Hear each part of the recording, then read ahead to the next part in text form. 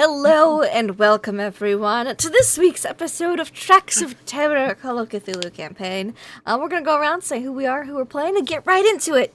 Especially since we had a bit of a late start. Hi, I'm the GM, the Keeper of Arcane Lore, and many dinosaurs over the past few weeks, but no more am I a dinosaur. Although I did buy, out of remembrance, a dinosaur tissue box. So, we have to this side of me, Tom. Tom, how are you today? I'm okay. I'm pretty tired, but I'm always tired. I want to see how much I can speak until I cut out just before you come in. You know that last second where you say we're Yeah, coming in? I want yeah. to see how close I can get to speak but not get picked up as you switch on. I'm going to work on that. Yeah, well, But always yeah, good to have something to work on. yeah. And I'll be playing Ryan Hawkes, who has developed a drinking problem, but justifiably, you know. I mean, I would say it's justified. Someone who has no problems drinking. Susanna Grace, how are you? I did just flash back to 2019 in that hotel bar though, where we all were drinking quite a lot. So yeah, all right, never mind. Okay.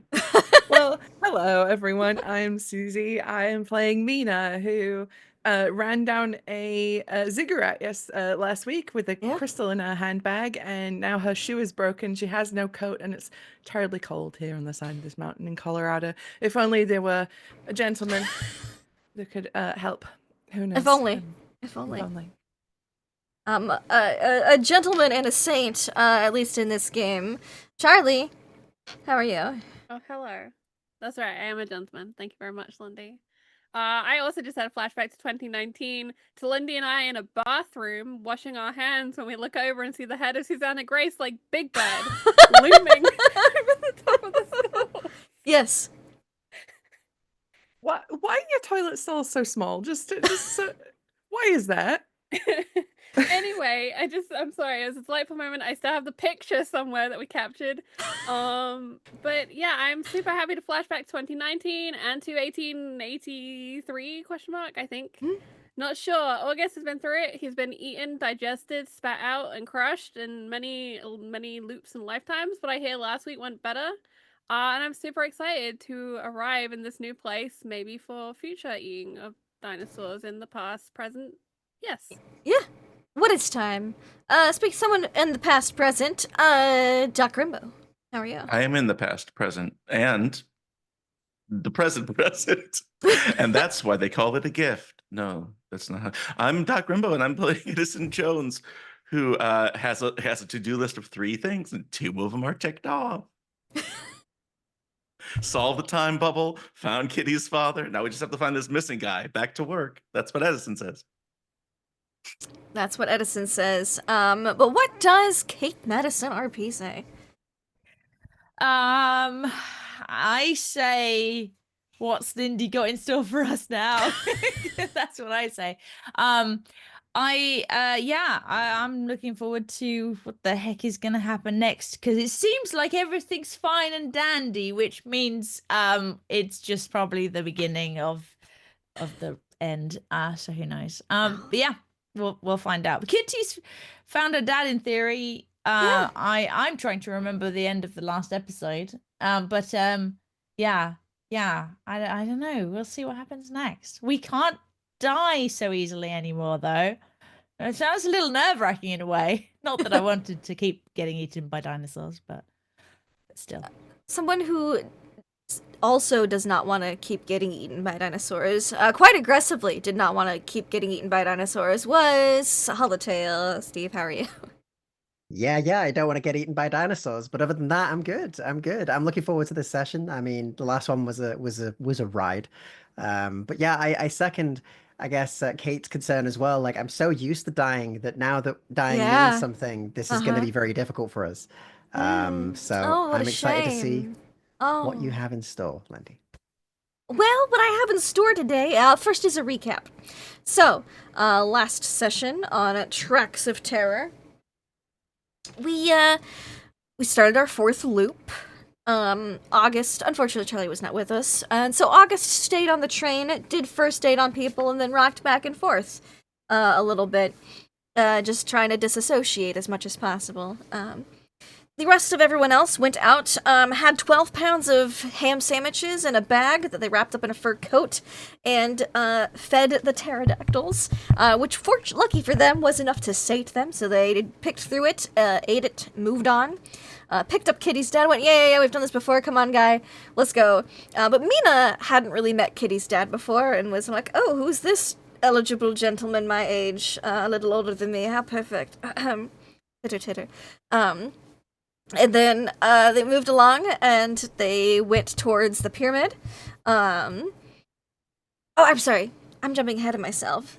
That's what happened in the last loop, and then people got bulked by triceratopses. So what happened was we picked up with them in a secret tunnel, secret chamber. Weird sphere popped up, Kitty touched it, got in touch with a customer service representative from the Great Race of Yith, for those in the audience.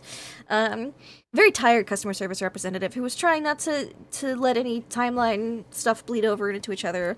Thought the time bubble was quite the anomaly, so they said they would send out a technician. If someone else would just step into a little box that's going to pop up, looked like a crystal tinker toy kind of elevator-shaped chamber. Mina stepped in, got mind swapped into the body of a member of the Great Race, well, one of the current bodies of the member of the Great Race, and then they swapped into Mina, said, not to worry, I'm a technician, I will figure things out, I'm going to just take some readings, pulled some instruments out of the wall. Edison Jones was minutes too late to do the body swap. He failed his luck check quite royally to get there in time. So Mina, not Mina, went out and took some readings while Mina was on an alien planet thousands, millions of miles away, losing more sanity. But handling it pretty well for the situation. Not Mina went and came back and said, hello, yes, I had a good chat with the entity responsible for this time bubble. So these are the things you're going to want to do for your optimal outcome. You're going to need to get this crystal, you're going to need to copy this ritual from the cave. Fill out the runes to stabilize the area around the crystal. Get the crystal, but before you do that, copy the runes around it, because you might need those later. Just hold on to that crystal. It might come in handy. Toodaloo, good luck. You'll also probably want your father with you if you want him to not be stuck there in that time period. Okay, bye! And then Mina came back in her own body. Edison was also weirdly into alien technician You keep Mina. saying weirdly. Why is it weird? Because he made it weird. Oh, that's true. Otherwise, I would have just said was really into it. But no, it was, yeah. I gotta call it like I see it. And then everything was fine. And they're like, well, we need to reset, because if we want everyone alive, we need everybody alive. And so, basically, there was like a kill switch, which Edison pulled in the chamber, and they all came back to the train. Then they all went, 12 pounds of ham sandwiches in a bag, fed the pterodactyls, got Kitty's dad, went, set off some dynamite, because Kitty's dad knows explosives, set off some dynamite to scare the triceratopses into trampling the opposite direction, cleared the field, no problem, got up there, copied some stuff down, met Swift Crow at the top of the ziggurat, and Rosabelle the mule. They're both alright.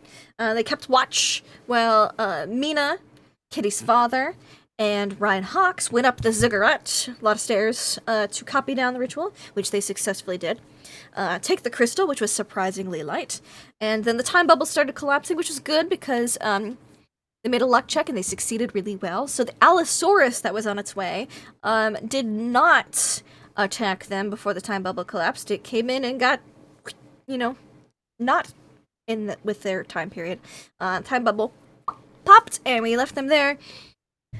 Standing in the lightly snow-covered mountains, because it's spring, so a little spring snow in Colorado, just outside of Gunnison. Standing on the edge of the mountain, looking down, they could see the train stopped in its tracks. But we're gonna pick up a little bit before that, right before the time bubble collapses. August. You've been on this train by yourself. You don't know how long. Able to calm yourself down, come to your senses. Is there anything in particular you do on the train before the time bubble collapses and your friends get back? You've done first aid on everybody. Everyone seems to be treated pretty well. Healthier than they were before. August hid the note, right, with everyone's names on before. Yep, the we playing started card. everything. Yeah. Yeah, the playing card. I think with everything he's been through, I think he's actually gotten his pocket knife out and is making a mark on the bench that he's sitting on, and it's a little triceratops head, and then the horns slowly turn into a W, and then the word Y is written with a question mark. Uh-huh. Yep. That's And easily he's enough just, done. like, disassociating and, like, chipping away at this wood, and I think I imagine it's probably dark varnish, if I remember from the pictures correctly, so it's, like, this Yes. light color that's being revealed. Yeah. And he's just kind of disassociating, doing that. And then when that's done, I think he pulls out the letter for his mother, which I believe has reappeared in his pocket after one of the many times that he lost it in the various smashings, Yes. crashings, eatings. Correct. And I think he starts writing the next part of his letter. And he's crossed out the last paragraph, which was basically just a lot of fluff about how well the trip is going. They've met some interesting people, and it's now like, I wish that you could meet these people that I'm traveling with, and I wish that you could explain some of them to me, because I'm trying real hard, and I just think I'm making it all worse. There's Kitty. She's real sweet and looking, and I ain't sure she's gonna like what she's finding. And there's Mina. I ain't ever gonna know how a lady like that thinks, and I think I'm always doing the wrong thing. Don't worry, Ma. She said I could use her name, but I think this is about the only place I'm gonna use it. And then I reckon I owe Professor Hawks a real big drink. I ain't sure why, but I'm pretty sure along the way he saved my life once. Maybe. It's kind of confusing what I've been going through. Don't fit in no box. I know Mr. Jones is gonna be unhappy about that, but maybe we'll just put the whole thing in a big box and seal it up and never talk about it again. Maybe that's the tidiest way. There's another fella with us. Well, somehow I don't reckon I gotten to know him at all. But he seems nice. Hopefully, when we get to the other side of this, we can be people again. And, well, I'm hoping there's a nice meal, though Mr. Jones won't like it.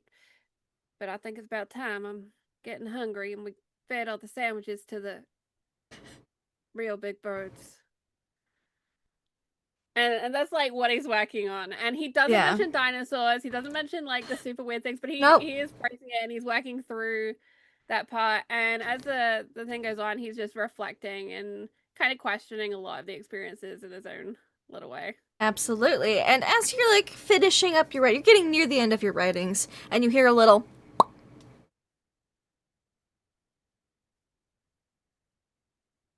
And you look outside, and it's Colorado. And he looks down at the letter in his hands. Lindy, did everything he just wrote disappear? No. Okay.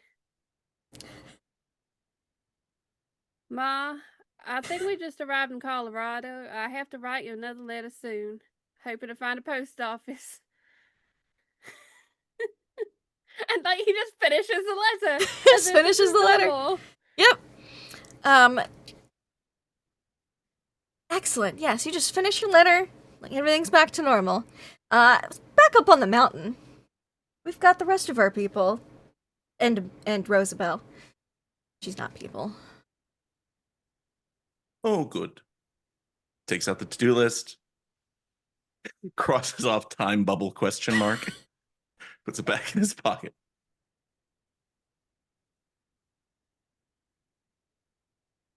And we can see the train from here? You can see the train from here. It is sitting still on the tracks. Oh, back to the train. Can we see Gunnison from here? Because you're up on the mountain, you can see Gunnison. It is a It's not ruined. is it? thriving little train Oh, stop goody. town. Okay. See that's tiny good. figures moving in little smokestacks. Okay, cool. We're still gonna need to get some water to that train. Or Oh. contact Gunnison to maybe help us bring some water to the train. I suppose we could walk to Gunnison first and inform them of our need. Yeah, maybe that's the best thing. Then I'm sure there's workers there that could lend a hand. Maybe they even have a water wagon or something. Yes, perhaps. Keep in mind that the odds of us encountering a dinosaur are quite low, but there are still bears and wolves and things like that. Mila's like, oh, fuck Everyone me. keep your guns at the ready. She's That looking would be a around like bitter the irony, wouldn't scariest it? thing we have in the UK is a fucking badger. So she's like looking around, being like, Yeah, yeah. she's doing a little self inventory too, like counting like her fingers and stuff because she's still got that like something was not right. Yes, yeah. Her- This is your body, and it's like a Yeah. warm hug, having your feels own good. skin again. Having but she just started- skin again, I suppose would be a better. she's like term. rubbing her arms a bit because they're cold, but like also like just pinching the skin a Yeah, little bit. it went It's from still there. like It's still there. hot and humid to like chilly. Well, shall we? Yes, I think so. Um, Off we I go. think I keep glancing back at the area where the T-Rex was like lunging for us. yeah, as the bubble Allosaurus. disappeared. Yeah. I think there's just that reality check of like, Can you give are me a we spot hidden sure? check Oh God. since you're Yeah. checking? Yeah. Yeah. Okay. Great. So in the stone on the side of the mountain, there is like what you would call it a fossil. It is an imprint of a footprint, you know, like a little dinosaur footprints, a big dinosaur Mhm. footprints, and it would match that of the Allosaurus in the direction that it was heading towards you. Just a fossilized, like, set of footprints in the rock.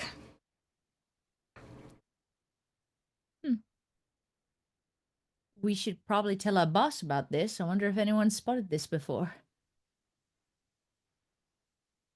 And I'll go and like have a quick sort of feel of it, sort of like weird linking to where we just were. And Yeah, Yeah. this was big. There's something like this ate us in the past, and now it's just a footprint again. And I think she's having a bit of a reality check moment. yeah, Is there and anything where the Yes? temple used to be, the ziggurat? ooh, you can give me Good point. a spot hidden. This one's gonna be a little harder than the footprints because it's kind of like in the rock. Or an archaeology check. You don't see anything, Edison. Ooh, dang it! Because it's going to be harder. So even if I spend, Yeah, it's gonna be 3 harder. luck. It's a harder spot hidden or like a regular archaeology. You know what I mean? You don't see any remains of the ziggurat. Hmm. But you do. The fossilized footprints are there just because they're in the rock. Mountainside. A little further down. And Kitty, you feel no, it'd be Mina first because Mina's closer. You'd feel like a fur, not a big fur, but like a fur getting draped over you, over your shoulders as you were shivering, from Mr. Cartwright, and then him because he had a bunch of furs on him from his time in the jungle, and you'd walk down and then drape one over Kitty, taking care of the ladies. Gotta Mina stay smiles. warm. It's like a little blush on it. Is it blush? Is it the cold? We'll never know. You'll never know. But she sort of like snuggles into it a little bit. Thank you. Of course. It's giant sloth fur. It's very exotic. No one else has anything. Oh. Yeah, Might be the we- most expensive fur on the planet. Probably is. Probably is. And probably no one would believe you. Yeah. So, should we head down towards your? Is that your train? Yeah. A train was Yeah. mentioned. Yes. That's what Swift Crow would say. Let's go. Well, I'm afraid our train might sorry. be out of water to power it, so we Too might terrible. want to go to Gunnison first. Yes. Right. Well, I if mean, we might this- make a pit stop by the train, and she Yeah. looks down at her shoe, my heel broke. Oh, goodness. No, then we should go to the train. You could ride on Yeah, Rosabelle. definitely. You don't Are you sure? walk. Oh, yes, she is. That's her job. Thank you. And then Mina's gonna like He'll try help and lift get- you up. Lift you up to put you on the back of the mule. Mules aren't that tall, so it's not that hard. I know, but still, she's like, Yeah. Yeah. So Swiftcrow will like stick you on there. So you can go to Gunnison, with your broken heel because you still have got shoes, but now you don't have to walk on it. True, Maybe they true. have a cobbler there. Perhaps. And so you all, Ryan's Yes. gonna smirk and say, Argus is gonna be so happy. Oh, I hope he's As all he right. sees the Absolutely. mule start heading down. Yep. You all head down towards Gunnison. You head down to Gunnison. It takes you probably about, as you're going downhill, it's faster than uphill, but there is some patches of snow, and so you're trying to make sure nobody loses their footing. It's all kind of weird. Everyone's kind of cold from the sudden drastic temperature change. But you make it into Gunnison. It takes you about half an hour, probably, to get in to town, and you see a thriving, bustling town. Population of probably about 1,500. Oh Some wow, homes. it's a lot bigger than I thought. it Yeah, was. it's Okay. Is about Grand Junction, on par with Grand Junction Mm. right now. Mhm. Edison is going to be pointing out things to the others like a dad on vacation. Be like, look, there's the water tower that fell on you in August. And that's where the pterodactyl picked you up, Mr. Hawks. Mr. Jones, I'd rather forget about that if I'm honest. Oh, yes. Oh, I understand. It's a painful Mm. memory. Yeah. I need to find a telegram office right away. There is a telegram office. Okay, you All do right. that. I'm gonna go to the train station or stop and tell them that they need water so they can organize to get some water to the train. Good idea. And I imagine the rest of mention you that will look there's for a injured shoe people repair too, place. Yeah, I'll Sorry. let them know it's an emergency. All right. Right? Nice. We'll Well, follow Ryan really. first. Get 999 big emergency cobblers. How can I help? Imagine. The Sorry, UK sorry, folks. sorry. I just need a Timpsons and we'll be all right. So we'll follow Ryan. Is anyone going with Ryan to the train station, ticket booth area to report? Yeah, I think Bucky will join because he just wants to get this on the move. Get that train moving again. Get as far away from this place as possible. Yeah, he Absolutely. remembers, so he doesn't want to be near there. Yeah, it's fair. And then it'll be Edison and August going to the telegram. Would it be Mina and Kitty going to the cobblers? Oh yes. Because they would to have be a cobbler hon- here. We Well, might- August isn't with us. It would just be me, right? Oh, that's true. It would just be you. Anyone go with Edison to the telegram? I'm a big boy. Like, I can go on my own. Well, I'm just wondering whether my father would be wanting to send telegrams, or I would want to send at least a telegram to my aunt to say we found. You found him. But at Okay. the same time, it's like, how are we going to? He will follow you wherever you go. Yeah, I think. I mean, to a certain degree, I think she's going to be slightly fussing over him a little bit because Mhm. she doesn't know if, he's like caveman-y right now. He And looks like so he it's stepped out of like- Jumanji. Yeah, you could, Yeah, and Big, so bushy it's beard. like, do we But need to you get could him pass something him to off wear, as an do a eccentric- haircut? he could definitely benefit from like a haircut and a shave. He could pass off as like a very eccentric prospector. Right now. Very eccentric prospector right now, but Yeah. So she doesn't want to sort of like have him like go. You must make yourself look better, but at the same time, it's like she's trying to judge what he's thinking. If He he's looks like, so relieved to see a town. He looks Yeah. so immensely relieved to see other human beings and not I dinosaurs. think, actually, maybe we'll look and see if there's just somewhere to like buy bread. Just Absolutely. something.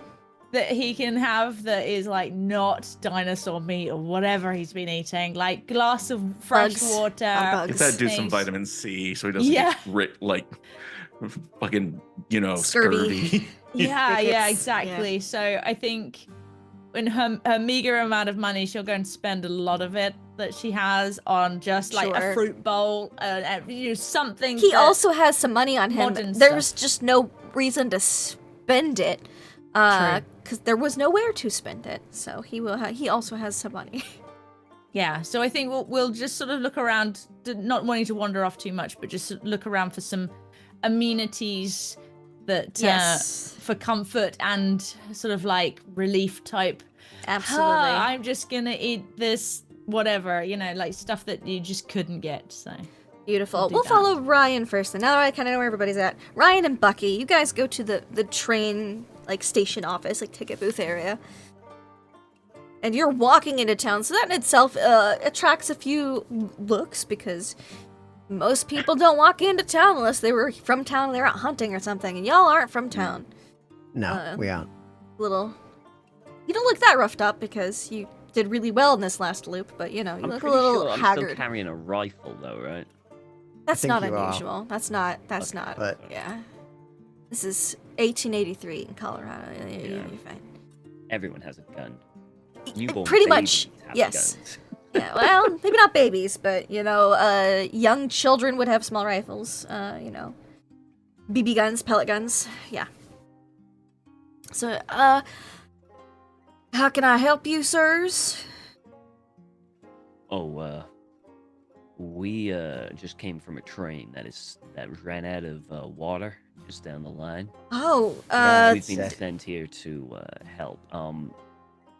So the, and the Rialto and the one from Utah, right? Ogden? That train? It was scheduled to be here about 30 minutes, about an hour ago, actually. yeah, that sounds I wanna about say- right. Yes, Yeah? that would It is. be Okay, cool. that's one of the name yeah, of one of the that's, engines is the Rialto. So Yeah, that's the one.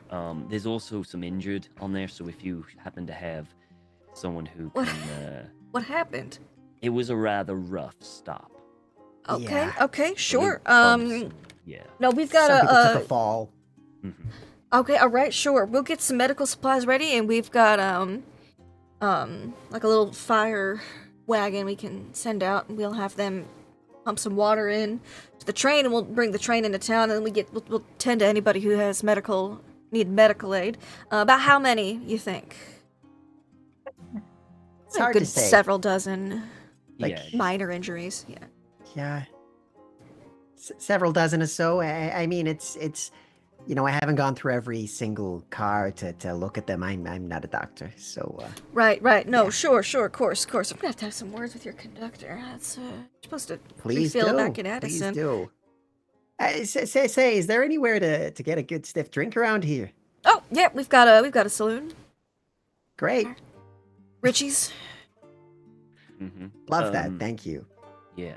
Yeah, Do they have no rooms problem. there as well?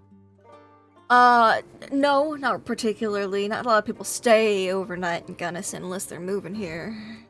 Right. I understand. Right. I understand. But we'll send that car out right away to get the train here. It should probably have it here. What, half an hour? You said it was about a mile off. Yeah, give or take. About a Yeah, mile. Yeah, Just about. no problem. Hey, boys. Calls over some people and he gives them instructions. And you see one of the carts where one person on each side, they pump it over with Yeah. like a tank Yeah. on it. You see them go out that way. Pretty fast, pretty good speed. Ryan turns to Bucky. It's like distant stare. Yes, please. I think I need it more than ever. Yeah. Yeah, me too. Yeah, let's go. Let's go there. I'm sure they'll figure out that we're there. I think Yeah, they might yeah. join us quite quickly. Yeah, I'm sure they'll find us. You know what? First round's on me as well. Anything you want, I'll get you it. I'm not gonna say no to a free drink. I bet you ain't. He says, and he'll sort of start walking with you, still looking a bit like, what the fuck happened there? Like, Yeah. Easy enough. You go to Richie's liquor, and he hooks you up with some okay whiskey. I mean, it's pretty That's good fine. for middle of That's fine. Colorado. Just something Better than a strong. T-Rex. But it's so much better than a T-Rex. And then we will follow Edison Jones to the telegram Yes. office. Yes. Goes up to the operator window. Up to the operator window, and you see it's like a lady, a very pregnant woman. She's knitting in like a rocking chair. She sees you come up. She puts it down. Heaves herself out of the chair. She goes, Oh, Hello, sir. please, no. Do not feel obliged to get up. "Oh no, sir, it's my job here. How can I help you?" I have 2 telegrams to send. All right, give Yeah, me the first- one moment to get a piece of paper. Right. All right, she gets it. She goes, "All right, first telegram, where's it going to?" sir?" First is to Mr. Othniel Marsh. And he gives like the number or the Yeah. location, All right, Boston. thank you so much. Right, It says, message. I would like to say as follows. Right, Mr. Marsh, hello. It is Edison Jones. stop. We have arrived in Gunnison. Goodbye, Edison Jones. Right, that's all for the first one then. Yes, for the second, right. I would like to send one to Miss Irma Kiwi in Sacramento, California. Oh, opposite directions. That's quite fun. Is it? Usually, people only send if they send multiple to in the same direction. It's just rather fun. They get to send one east coast and one the west coast. Oh, yes, I can see that as being enjoyable. It's a change of pace. I would like the following to say as follows. Yes. Irma, hello. It is me, Edison Jones, your husband. I have been offered an internship. I will tell you more about it later. Goodbye, Edison Jones. Jones. Anything else for you today, sir? No, that is all. All right. Do you happen to have a newspaper? Oh, yes, I do. We've got our lovely local newspaper. It's a daily newspaper. She seems rather proud of the fact that it's a daily newspaper. A lot of places Daily? only do a weekly newspaper. Yes. Very impressive. Very exciting. The Gunnison Gunnison Daily is a city Review on the Press. Grove. Yes, it is indeed. Quite indeed, sir. Here you are. Hmm. And she'll hand over. It looks like she already read it, and she's handing Sure. you her copy. Oh, Yeah. can I give you some money for this? Oh, Maybe yes. a nickel? A Here you nickel are. is. Thank you very much, sir. And it'll be a dime for the 2 telegrams because they're going so far. If you were looking for a group of people who were prone to drinking alcohol, where would you go? Oh, I'd go to Richie's. He's got the best test Where's in that? town. Right, just 2 blocks that way, sir. It'd be the one with the swinging saloon doors on the left. I will look for my friends there. Thank you. Goodbye. Thank you, sir. Have a wonderful Turns day. and leaves. And you see her go over, put the little thing on and go to tap out the telegram.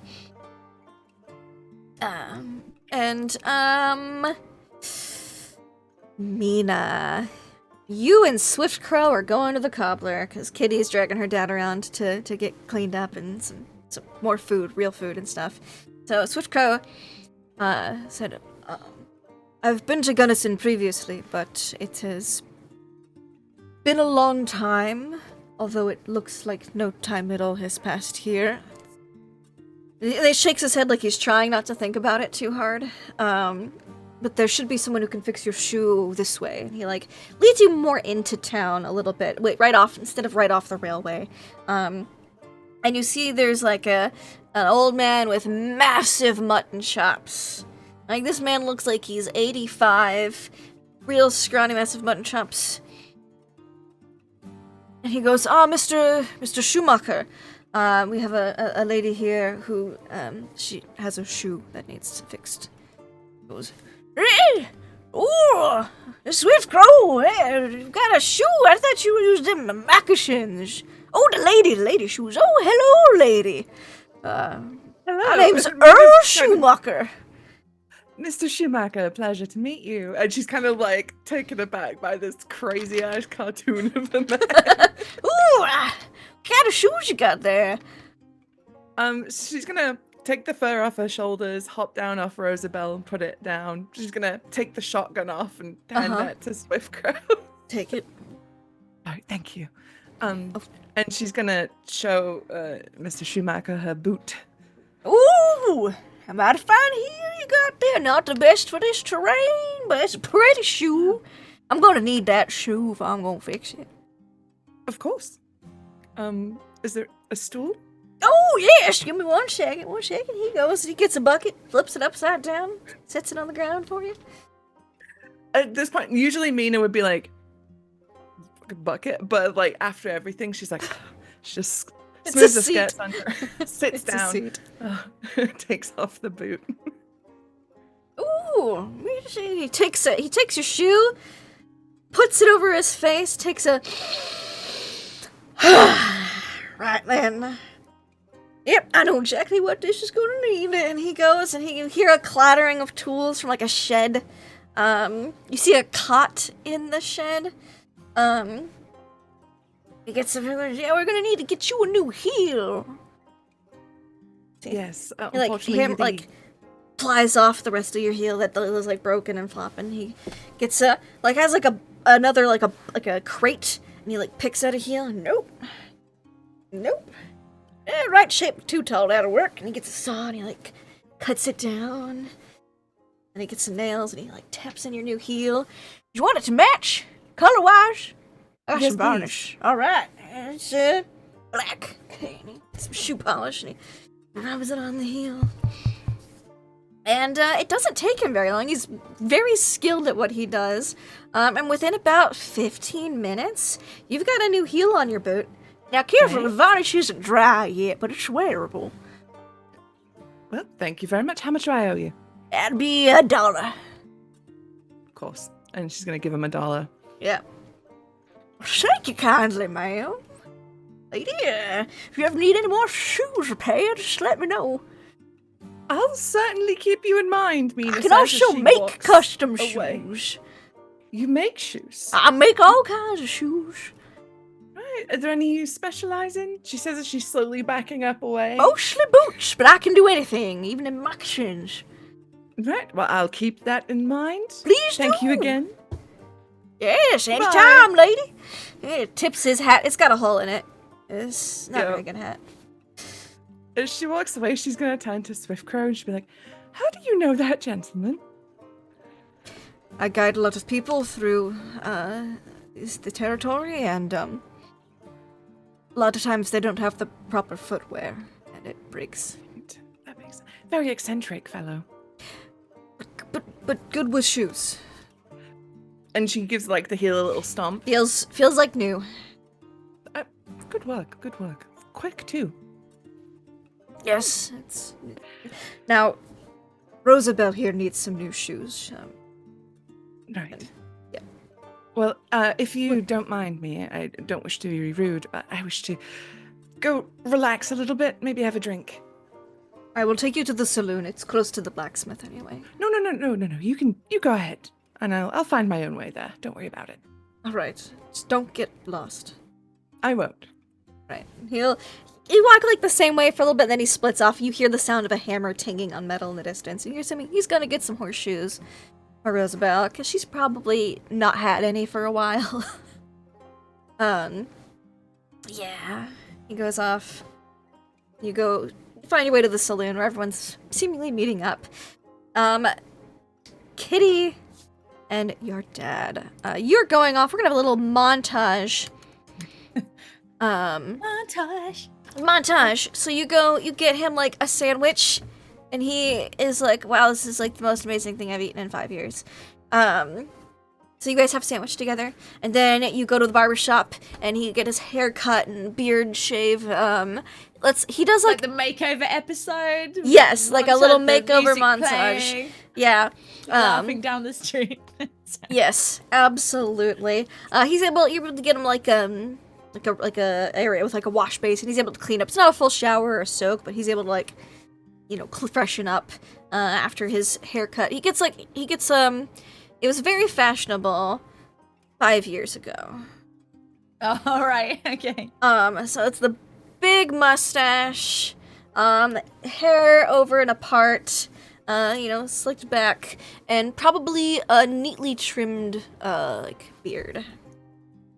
But big mustache. People are doing smaller mustaches these days, but he wants the big mustache. Mm-hmm. Yeah. Yeah. He's looking a lot more like he used to. He's looking a lot more like he used to. A lot more, tan, with a lot more wrinkles, but a lot more like he used to. You get some fruit. There's you find some apples eat an apple. He's very hungry. And you're able to get him like some new clothes and stuff. Like a new just a dress few- shirt. Nothing too just- fancy, but like No, just a work few things. pants, button-up shirt, new boots. So you also meet Mr. Schumacher as he sells shoes. He fits your father for a pair of boots because they've been repaired poorly multiple times. So you also get the Schumacher experience. Excellent. And then you are all finished. Probably takes about an hour. Yeah, keeping an eye. I'm assuming I don't know how big the place is, but we would know when the train comes in and stuff Yes. like that, right? Yes. So, yeah. It's when you're getting the shoes fit that the train comes in.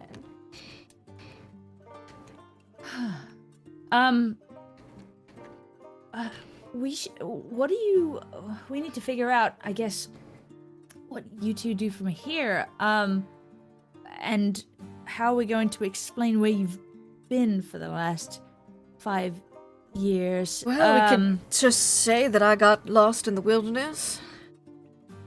I mean, that's not a lie. It's not. It's just wilder than people might imagine. Well, shall I, I could send a telegram, let Auntie know. Oh, yes. How is she? Well, I mean, she's good. She's been very kind. I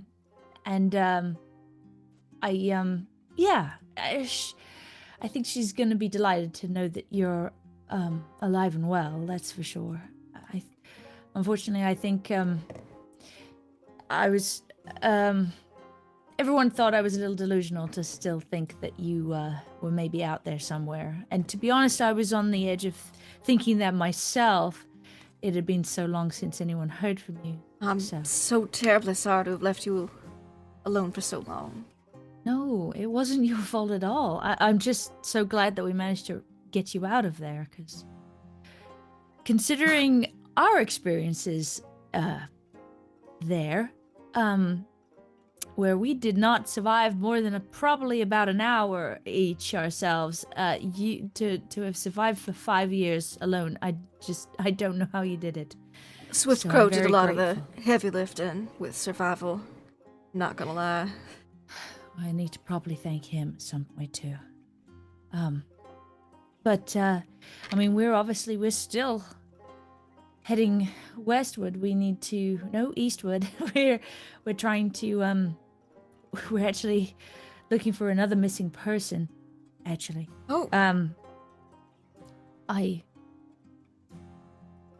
I mean, I hope we don't find them in a similar position. I hope for their sake as well. Oh, who you Yes. looking for? Do I know him? Professor Lakes, Arthur Lakes. Oh, I heard about him. He was looking into all those dinosaur bones and whatnot. Yes. I mean, all of that really took off since you left. There's quite a rivalry between at least our kind of person who's employing us and another gentleman, and well, it's not always been the nicest. And to be honest, there is a little concern that this missing person could be missing for because of this rivalry, because of maybe discovering something that he shouldn't. I don't really know. I don't know too much about all of that, but I understand the land enough and thought that maybe I could help out. Plus, you headed this direction, so it was kind of my my chance to follow you a little bit. Well, I'm glad you did. Me too. Well, and considering we found someone that most people thought would never be found, kind of gives me hope that maybe we can find this person too. He hasn't been missing all that long. Well, that's good. Maybe he's just missing somewhere in the wilderness, but we do have to keep heading out and looking for them. But obviously, if you want to go back to San Francisco, you should definitely do that. Otherwise, we'd have to figure out getting you a ticket on the train. But I wouldn't hold it against you if you just want to go back to the normal life for a little bit. All I wanted to do the whole time I was in there was see my little girl. He gives you a hug. So if you want me to come with you, help find this other missing person, I'll come with you and I'll help you find this other missing person.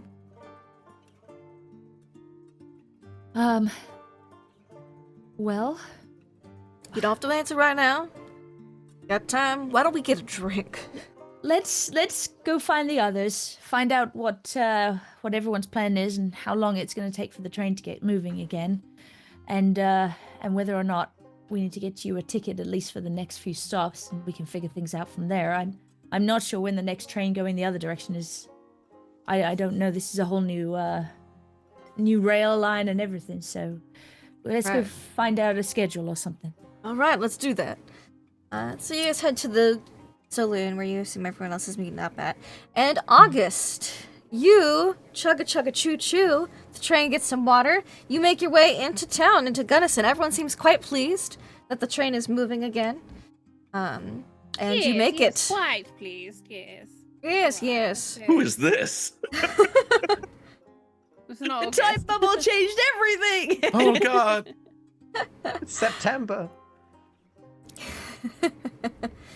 And you're able to, and you make it into Gunnison comfortably on the train. I think he has very discreetly collected up his like little wood shaving splinters, and they've been cascaded out the window. Uh-huh. And he's carefully slid the seat cushion back over the top of his vandalism. No, not a problem. And kind of as he was watching the world go by, he's like, everything was just a dream. That wasn't real. This is real. Yeah. This is what we do. We just ride the train, and the train will get to where we're going. And Yeah. I should avoid the really strong flavored soup and food, because this is what happens when I finally eat a meal, apparently. Because I'm pretty sure that's what happened right before the time loop, is he finally got to have breakfast. So, yeah, he's contemplating his life choices when it comes to food now. Yes, very happy. I think he will, when we get there, make sure medical aid is gotten by Absolutely. the porters for the broken bones and things. And then he'll be kind of just waiting for Edison to come back, a little listless. He has no I think- personal emergent business to attend to. I think when he hears the train, Edison would go up to the station, and he doesn't have time to make a sign, but he would otherwise like, have one and just waiting. Give the for August newspaper. to- The His newspaper, sign would right? read, Mhm. "My luggage." That's what it would read. Not waiting for August, Help just my wanted. luggage. Yeah. So, August, you would see Edison Jones at the train station, probably with his newspaper, Mhm. waiting for you. I imagine August has done his duties of removing the baggage from the train and passing it along to the porters, lest he get in trouble for stealing their work again. Jones nods approvingly. And the porters ask, you want us to take off your luggage here, sir? It's just a water stop, really. Maybe a little extra supplies to... You are so correct, indeed. I will load it all back up. You are right. We'll are get it, going we'll get on it. the train. It's fine. And there's that like far off look on his face of, oh, that's right. I gotta stay on this train. We're not done.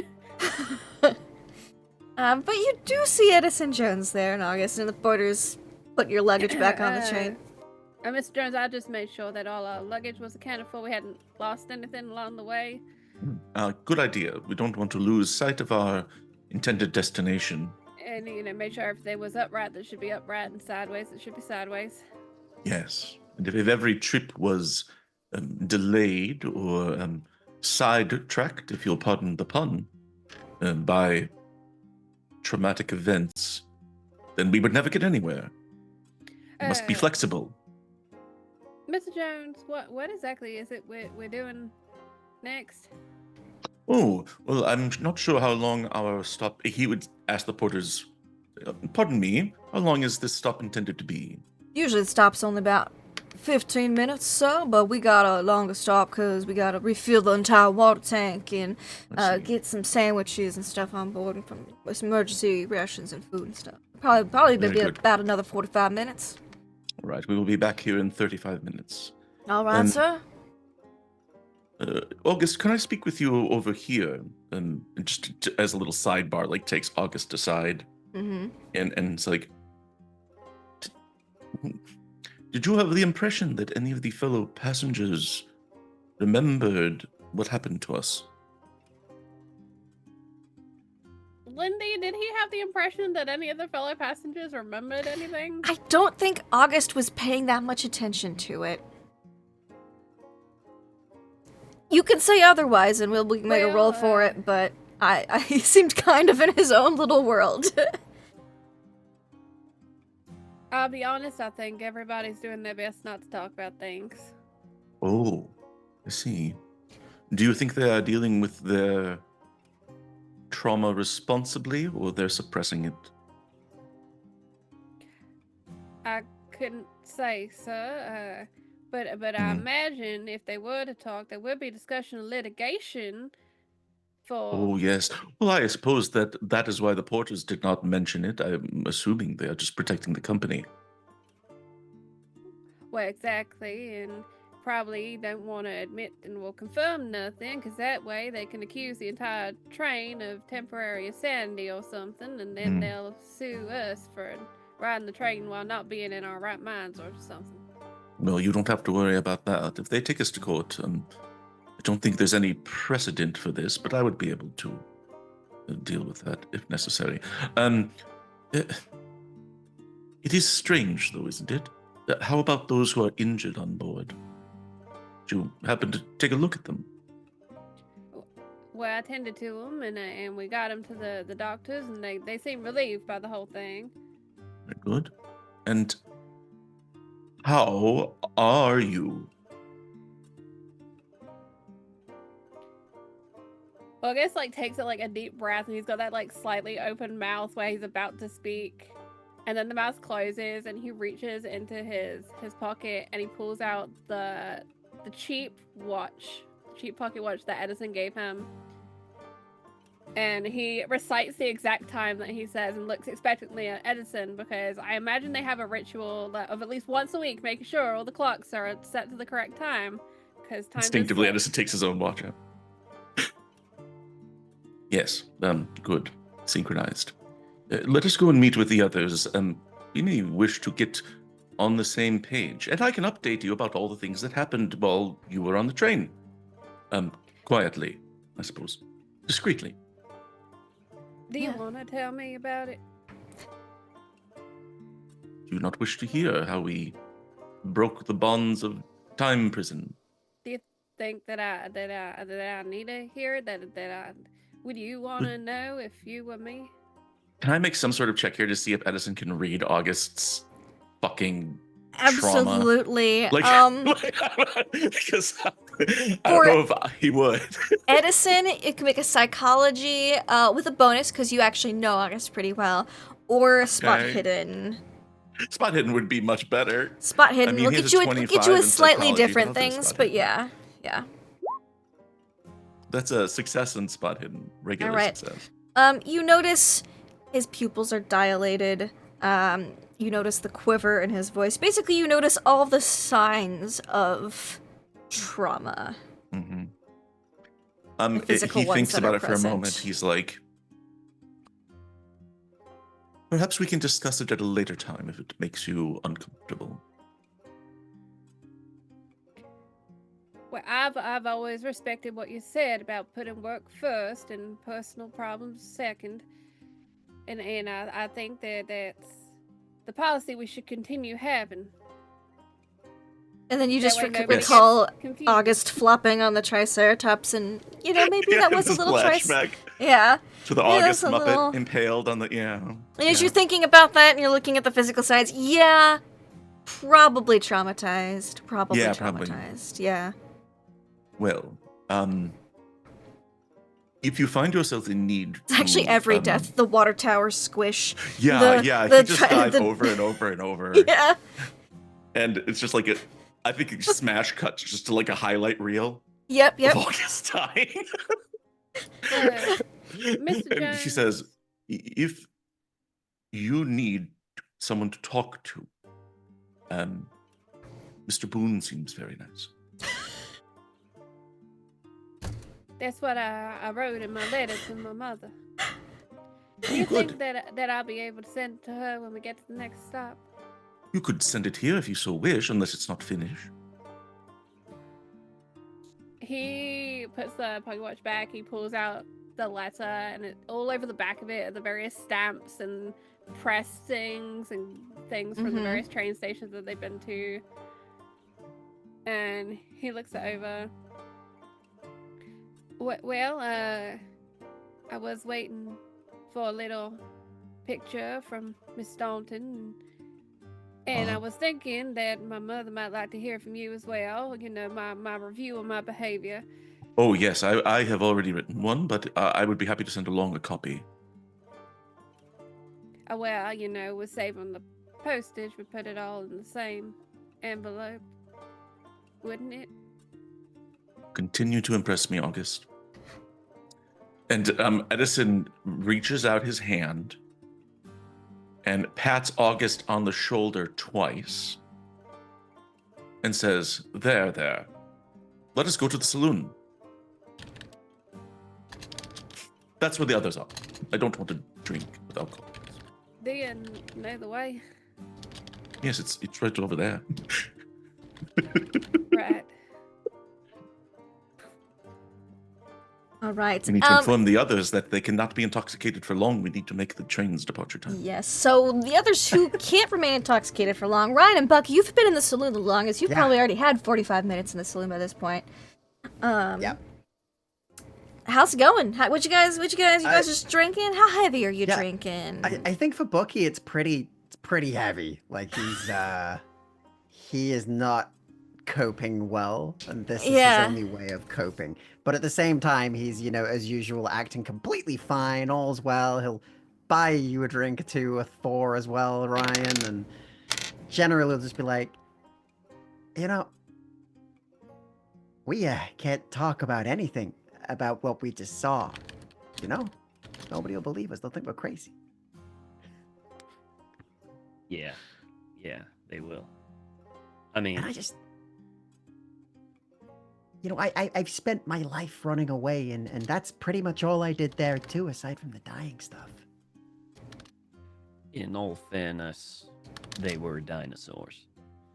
Yeah, there is that, isn't there? He says, and he takes another drink. You got a family to go back to, right? Yeah, I What's do. that like?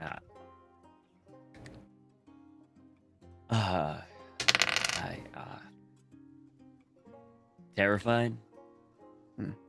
I guess. Really? Yeah. I mean, going through all that and dying. I can't remember how many times. Just made me realize that. It just made me think that, what if I just didn't come back and I just left my wife with my newborn child? Yeah, I can see why that'd give you a lot of fear. Yeah. But you live. Yeah. It's, gives me something to think about. I'm sure when you go back home, victorious from finding this bone man, they'll be very happy. Well, I'll put it this way. I'll probably won't be doing any trips or expeditions anytime soon once I get back. You gotta go and be a dad. That's understandable, I think. They gotta stick around, right? Yeah. Yeah, that's what a good dad does, right? That's what my dad did, I guess. Yeah. He says he takes another drink. Yeah. Yeah, one day mine will find the cigarettes, Oh. I hear they can be tricky to find. I've heard so. Pretty rare, like dinosaur bones, eh? Hell, if that happened to you and you seem to turn out all right. Yeah, I mean, don't speak too soon, he says with another drink. But otherwise, we'll look to you. We'll get you home. No matter what happens out here, you'll get back to your boy. We'll hopefully get us all home. Yeah, let's hope, huh? Yeah. But there's a part of me that thinks this isn't all over. I mean, we've been on this journey and all of us went and saw something that nobody should see, and now we're about to go further out there to find this guy. I mean, what are the odds of that happening again? I mean, what are the odds of it happening for the first time? I mean, we'll either be the absolute most unlucky group of people that have ever existed if something like that happened again. Yeah, maybe. But, I mean, what else could we go to, We got dinosaurs. What's next? Well, you're right. But think of it this way. We tackled dinosaurs and we eventually got out. What more can be thrown at us, right? That's a good point. I don't think there's many things that are more violent and terrifying than dinosaurs. Yeah. Maybe a hippo. Maybe all hippos. Yeah. I heard Hippos are like the dinosaurs of the modern day. That's what I hear. Yeah, you're right. I think you're right. There aren't any hippos around here, are there? I hope not. They'd be quite cold. All right, that's all right then. Okay, that's good. That's good. Yeah. Still, the way that I'm looking at it is the next part is the easy part. We go to the location, we try and find Professor Lake. We find him. We tell Othniel Marsh that we found him. He's A-okay or dead. One way, to be honest, at this point, I could give a shit if he's alive or fair. dead. If we find him rotten, I'm still going to tell him that we found him rotten. That's about it. Yeah, we'll find him. And then we go home and enjoy. Right? Sounds like a plan. We'll get you home. It's a good plan. It's about this point when Mina comes in and joins you guys. Drinking. Oh, Miss Mina. Gentlemen? At you a sight for sore eyes. Do you want a drink? Yes, please. All right, She's gonna great. flop onto a Great. bar stool. Uh-huh. But yeah, he'll buy you one as well, whatever you want. Yeah, she's gonna go for whiskey. She wants something hard. That's the good stuff. Easily enough. Did you get your shoes fixed? I did. Lovely job too. Very strange man. Strange how? Oh. I think perhaps the varnishes and the adhesives maybe have gotten to his brains a little bit. Right. Fair enough. Can he spare any? You seem to have a lot to go around. Do be warned, make sure that your shoe is fresh when you take it to him. I think I'm fine without going to see a cobbler, I got some spares. Why would you give him a fresh shoe? He loves it when they're not.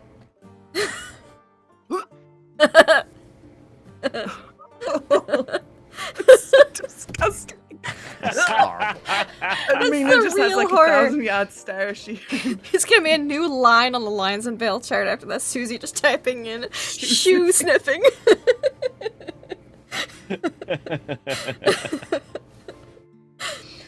Oh dear.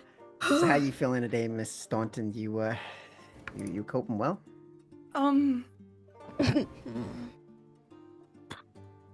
She sort of exhales, puffs her cheeks out.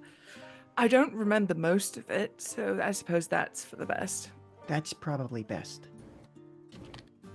I just feel very out of sorts. Like, for a while, like, my body wasn't my body, and now it's very much is my body, and I'm very aware of it. Does that make any sense whatsoever?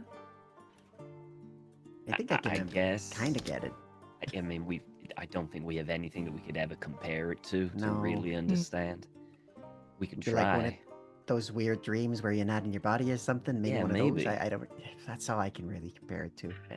Do you know, I think I'm going to rationalize this as it was all just a very, very intense dream. Yeah. That sounds good. And then when we get to the end of our destination and we find Arthur, I'll wring his bloody neck. That sounds good to me. How are you two doing? Oh, just contemplating what's happened. Yeah. just thinking Medicated. about where to go next, really? I mean, we were just thinking it couldn't get much worse. Yeah, I mean, we've must have reached peak of how bad it's gonna get. So easy sailing from now on. Prehistoric peak. She's gonna gesture for the barkeep to leave the whiskey bottle on the table. She's just gonna give them whatever money they want, and she's just gonna pour everybody new drinks. No problem. It's a $2 bottle of whiskey. It's not. Yeah, it is. Flush 'em Whoop. out. Yeah. Thank you, And Miss Stockton. about then is probably when Kitty and her dad would get here, followed by Edison and August. Look, everyone, it's August. Hey, Remember? August, you want a drink? Yes, please, if that's all right with you. Miss Staunton Yes, has fine. trained us to a Howdy, Come bottle. with us. Miss Kitty, Miss Staunton. It's good to see Jones. you, August.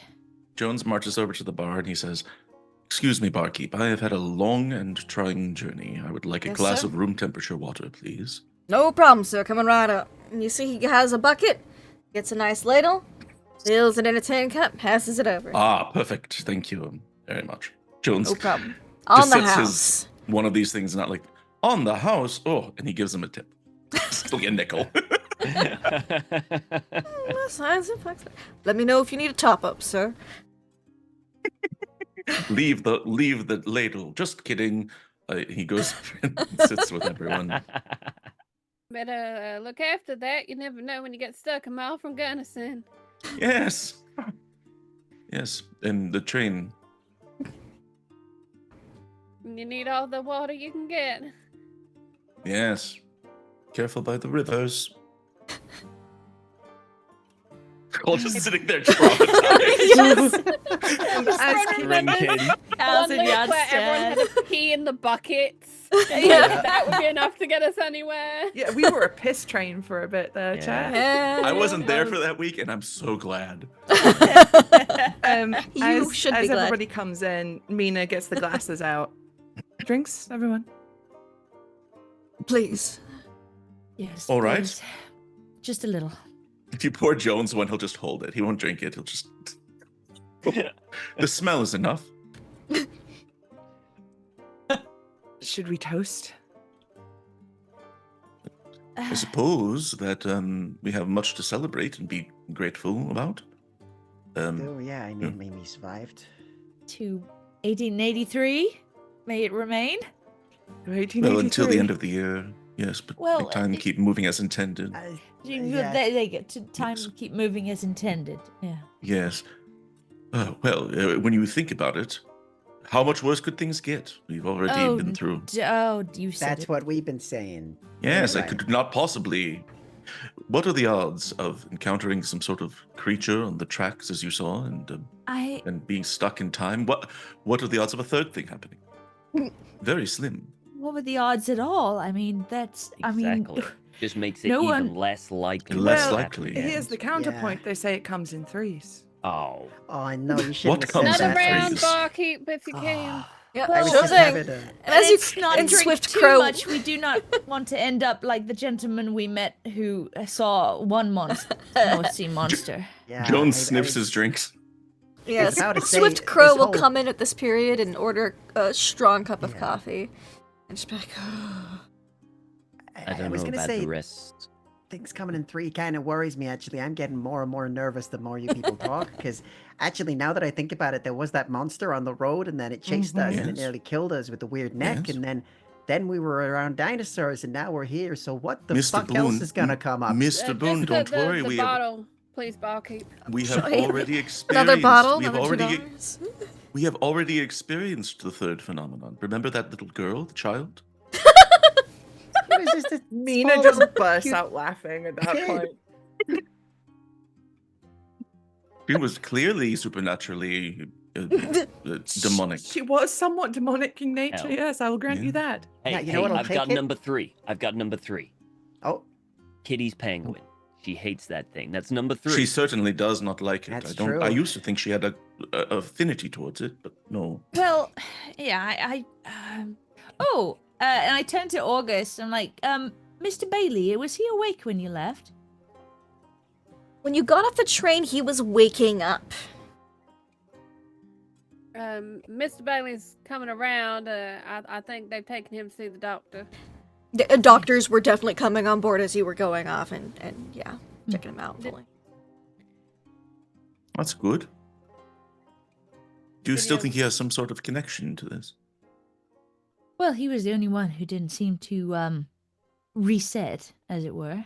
It was strange. Yeah. Also, who is your friend there, the man with the mustache? Oh, I'm Oh. Kitty's father. Sorry. look a big Mr. different now. Cartwright! Yes. You've changed your hair. This is how it normally clothing. looks when I'm not stuck in the wilderness for years. You don't usually dress that way. No, sir. Oh, all right. See. Yes. Takes a I thought big that was a swig of choice. whiskey. No, sir. If it was a choice, I'd be looking much more like I do myself right now. I see. Now I recognize you. The only way it could be better is if I had a suit, but they didn't have any for sale here. I'm hoping in Denver. Maybe when we get there. Yes. I mean, But don't I worry, we might- will depart soon. We I don't might have a long. spare suit if you're my build. I don't know how if it'll fit. You're similar enough, but I he'd don't probably feel actually better know if he how just big. bought a new suit. Yeah, what is Ryan's size? 65. Okay, you're about the same. He's like 70. He normally would be a little broader, well, but normally would be bigger than me. he's a little Yeah. emaciated right now, so Yeah, you're Ryan's about like the same. more lean and Mm-hmm. thing. Yeah. Well, as I was saying, the train does intend to depart again once it's full of water. Should be within, and he checks his watch, 25 minutes. 25 minutes or so. 25 minutes. Right. Okay. Ryan, Bucky, can you make me con checks, please? Because you've been drinking for the longest. Something smells like shoe polish. Ooh, hard success. You're Funny. wherever Oh. you want to be, Ryan. Bucky, you're wasted. Bucky's gone. You're gone. Well, I like to think that Ryan was sipping, whereas Bucky was down it. That makes sense. That's- Yeah, Yeah, yeah. I think that's very much the Yeah. case. He's got a lot Mhm. going on right now, and Yeah. it is You're head and it is like the heart. perfect amount of drunk, Ryan. Just, still able to talk, form sentences and all stuff. Bucky, you can still talk and form sentences, but the room is spinning. I am also Yeah. going to roll Constitution from smelling the whiskey. You're fine. I'm fine. God. I have a Thank strong God. Constitution. Yes. Yes. I can hold my liquor smells. Yeah. And so. I have to say that my father was offering to potentially assist. I was suggesting that he maybe wanted to head back towards San Francisco, considering the Oh. 5 years they've just had, both of them, and but Well, I'm I sure don't- he doesn't want to leave your side. Well, I mean, I've said it's completely up to him, but if he does come with us, I might have to figure out if we can get another train ticket. Oh, That's yes. not a problem. We could Kitty. just buy one. Yes, we should have the funding. I mean, I don't want to interrupt or do this. I know he's your father and you've just found him, but the man has been in the wild for over 5 years. He probably wants to see a doctor, maybe get a good few meals in him for a while. Yes, that might get be back good. to Well, that is civilization. true too. Yes. We should be able to find someone more suitable once we're near Denver. Well, maybe that's the thing. Yeah. Maybe we travel towards Maybe he- Denver. He can and wait in then- Denver for you. That's a nice Yeah. place. Maybe he can get a hotel, just relax there, and then we can meet up with him later. And then you can have the train journey back home together. Exactly. So yeah. Mr. Crow, what is your plan? Yes, you are welcome to join us as well, although you may have your own personal affairs to take care of. It has been 5 years since I've been in the area. Yes, we know. So I was thinking about taking Rosabelle and going, reconnecting with the Ute tribe. I heard some rumors around town that they've been relocated to a reservation. That the Ute territory isn't the Ute territory anymore. So Oh. I was thinking about Right, taking Rosabelle yes. and finding where they are, reconnecting. Understandable. Maybe August would like to speak with Rosabelle before you depart. August, he has a donkey. August? Of course, Mr. Jones, I would. I don't like know. You to seem get- awfully fond of donkeys. Well, they are a good beast of. What? It's all right. You just, yes, enjoy your whiskey alcohol. I can help you with the donkey, sir. No, not to help He's August, gonna just like like adjust his hat, push his an hat emotional back, support stand up. donkey. He's gonna go and help with the donkey because he feels like he was just told to As go and soon help as with the August donkey. is gone, Jones turns to the rest of the group and be like, "That boy has seen some shit. Yeah, it sounds like it. Yes. Forgive my language." He's already but and he's experienced some shit as well. well, may I disclose something of a personal nature to all of you? I'd love that. Yeah. August is, well, clearly this has been a trying experience. He does not wish to speak about the details, but he is recording them in a letter to his mother. When I hired August, I did investigate his personal history. I don't believe he has any living family. I mean, I always considered his letter writing to be a form of therapy, but I don't know who he would send these letters to. does it have an address on the letters? He hasn't put them in an envelope yet. I mean, it could be just therapy, you know, like writing in a diary, I guess. I don't know. Does he? Perhaps, Is he thinking that his mother is alive then?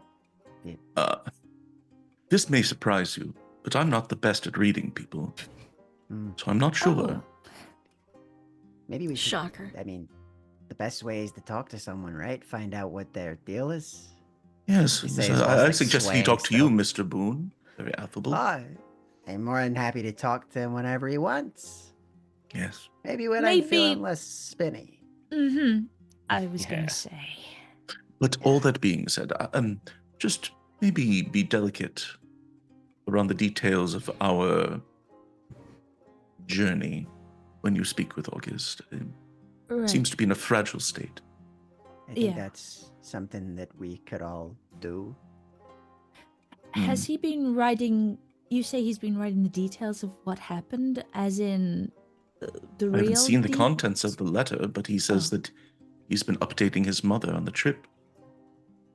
I don't know how much detail he's given, but that's another thing we should all agree upon.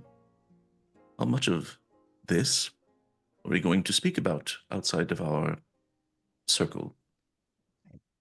Thank And he No, includes no. like Kitty's dad in that too. Like Yeah. he's looking to everyone.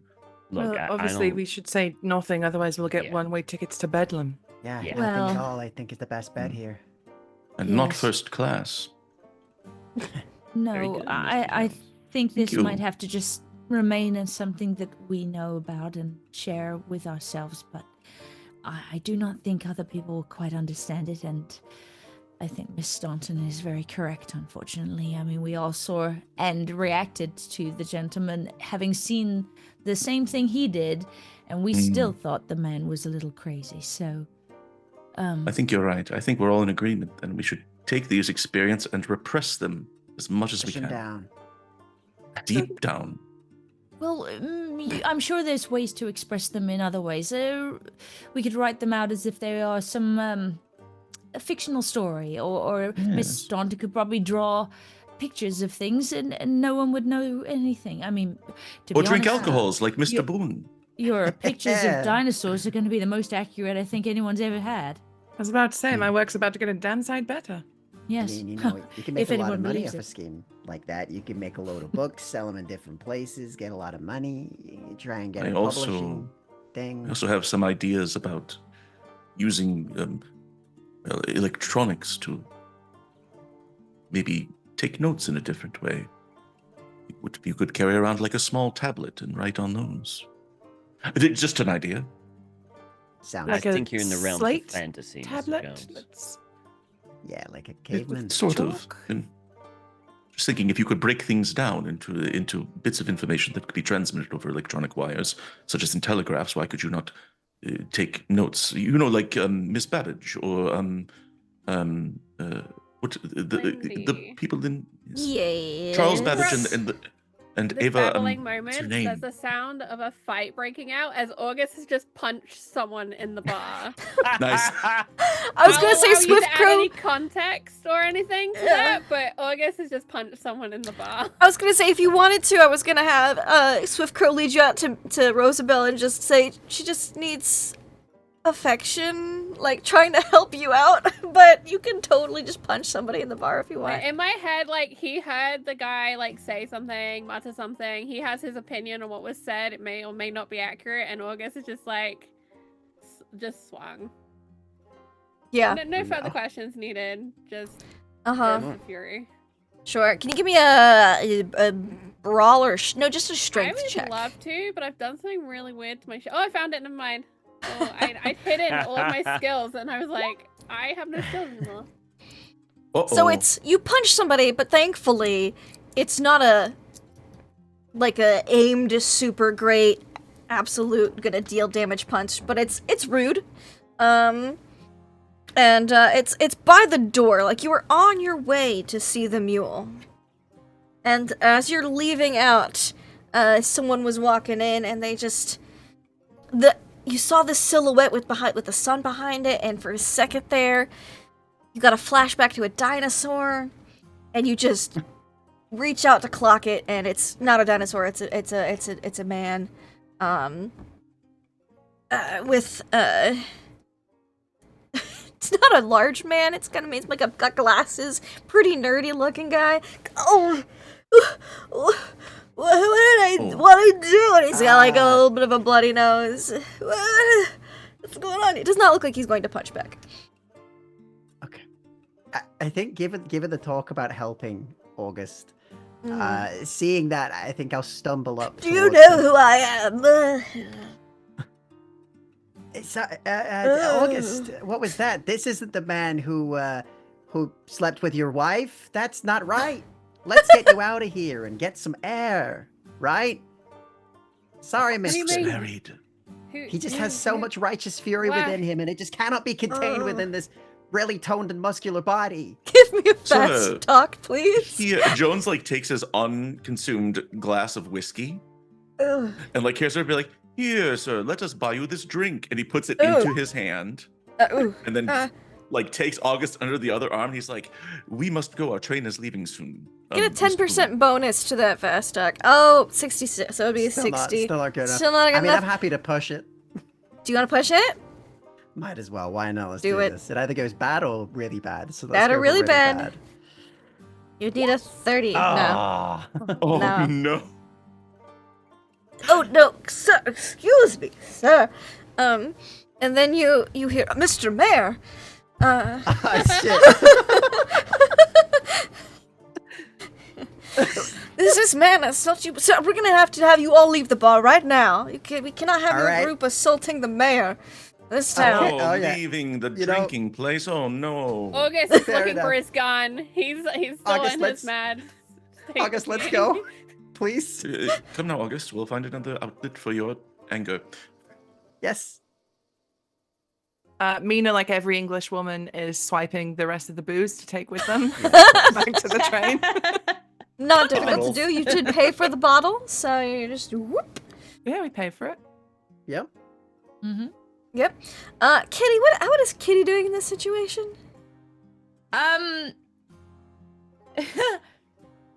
She's looking to see that everyone else is kind of settling it because she doesn't. She thinks August is lovely, but she wouldn't want to be on the end of a swipe from him. So No. I think she's keeping her distance and trying to, distract and mitigate. But she's also not the best talker, so she doesn't want to make things worse by trying to stand up for it. So I think she's probably just thinking, I think we've outstayed our welcome. She's going to usher her father and that outside Sure, and sure, sure. towards the train and whether or not they go and send I think she would feel inclined to go and send at least some sort of telegram to say that they found further safe. If you don't do it here, you Think. can do it at the next stop in Pueblo. I think she has a lot of debate about it because I think she doesn't know that, you know, a telegram's only so long. It could cause a lot more fuss. So I think she wants to say, hey, he's alive, I was right, kind of thing. But it's also... So I think there's a lot of going towards standing. Maybe even she writes something, but she never... I don't know whether she ever hands it over. I think she writes it and maybe keeps it for now.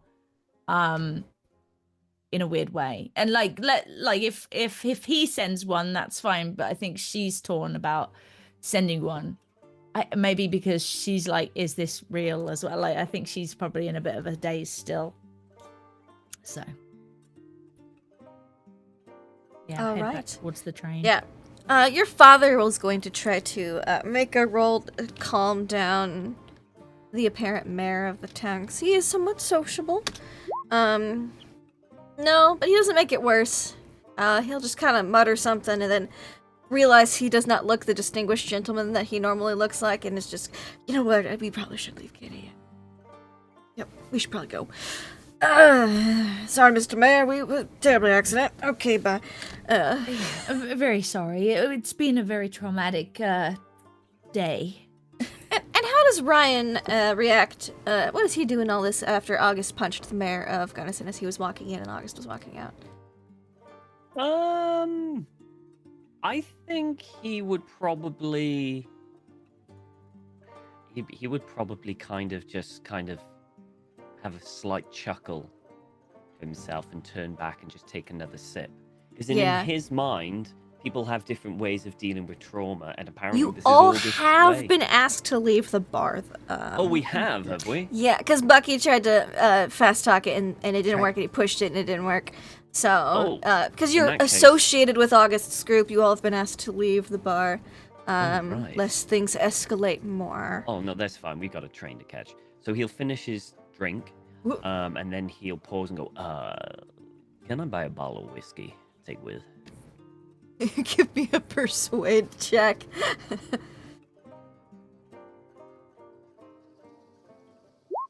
Yep. Succeed.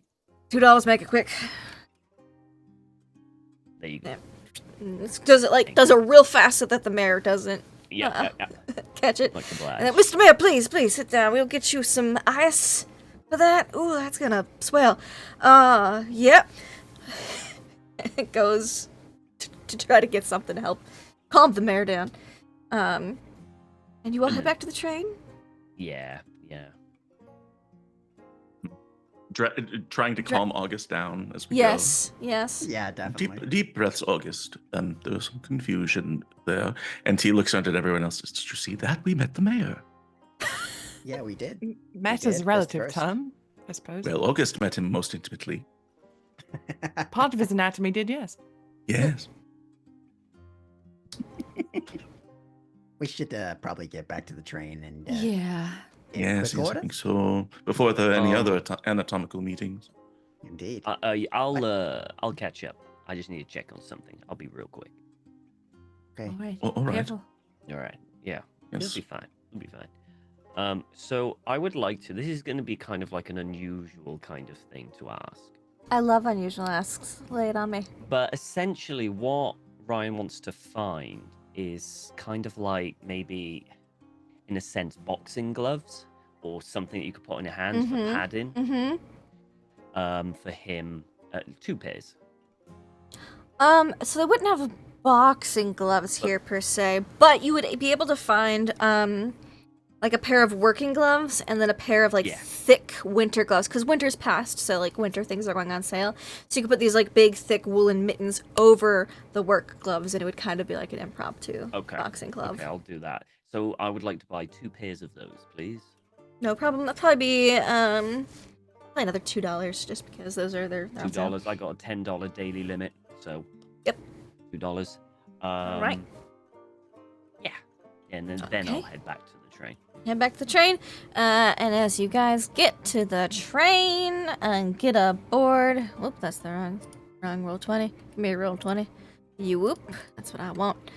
All right. Nope, that's not it. Where's my train whistle? I want my choo-choo. There it is.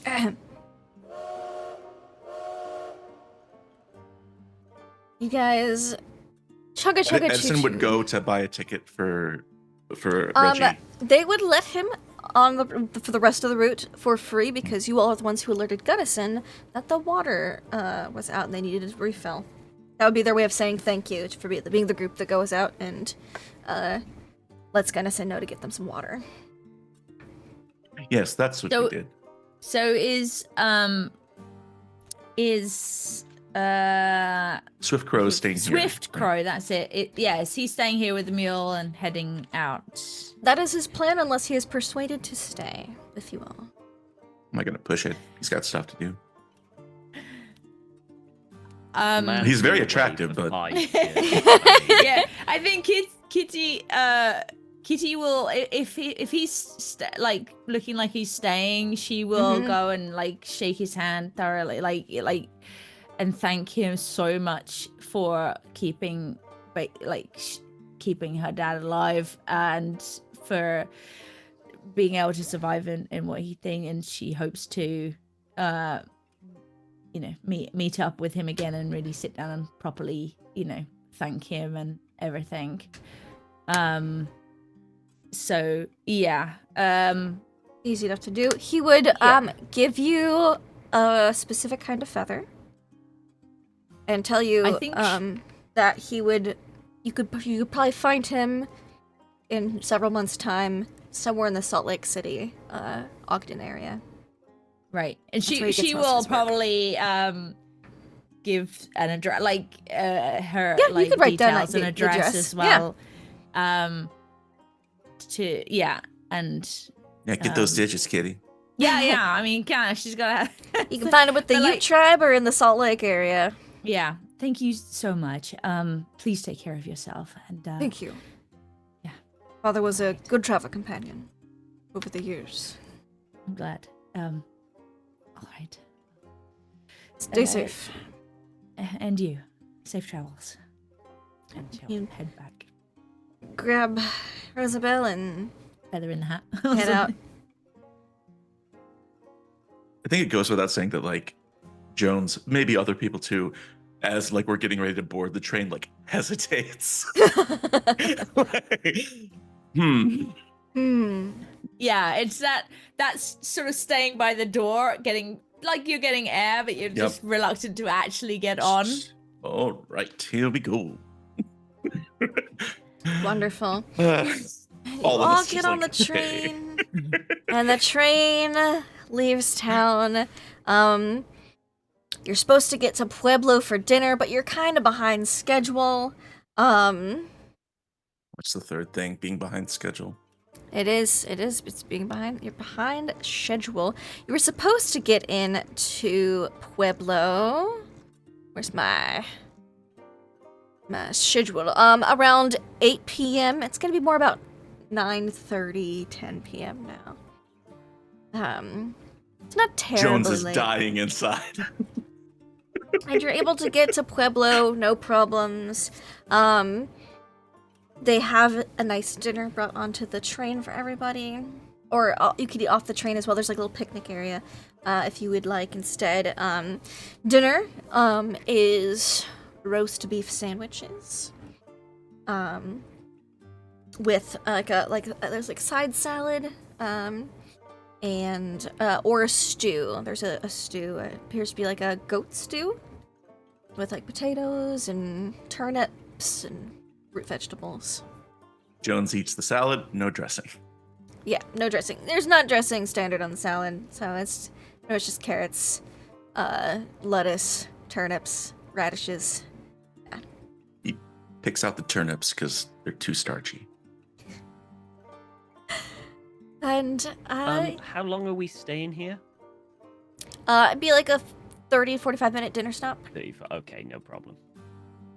Just a little dinner stop, and then when you get back on the train, everyone's beds are made for the night. Lovely.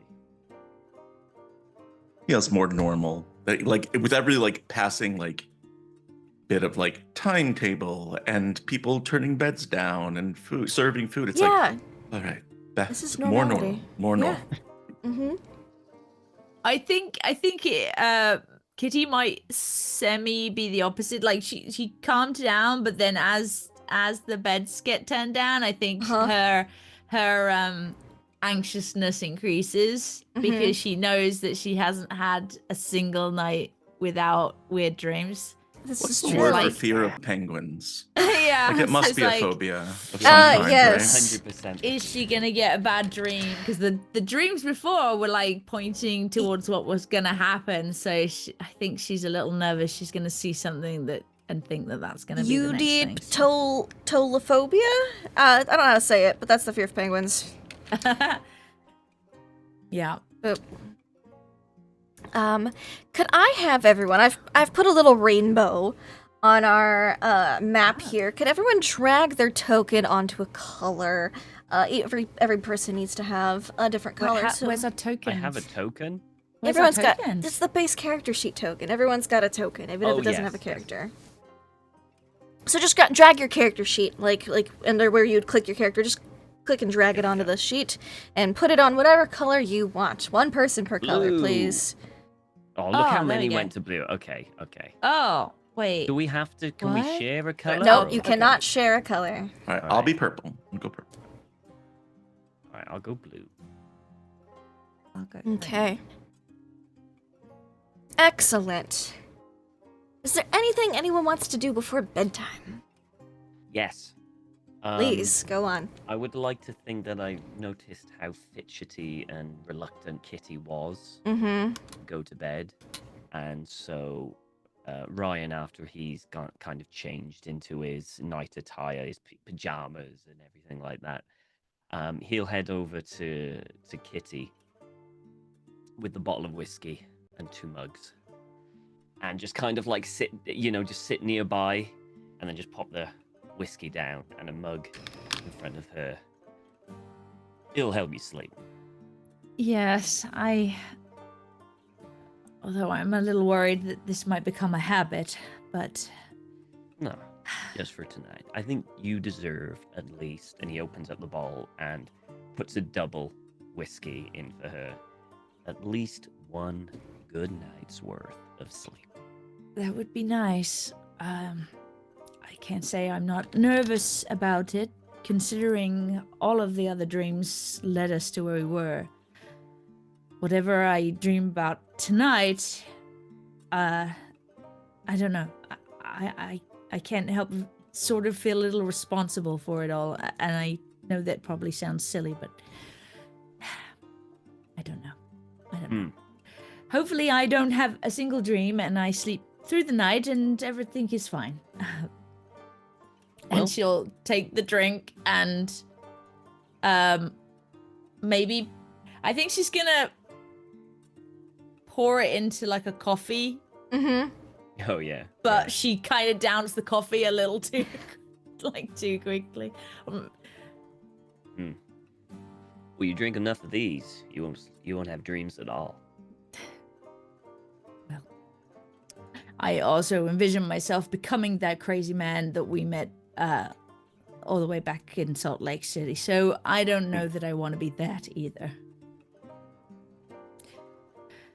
How are you doing?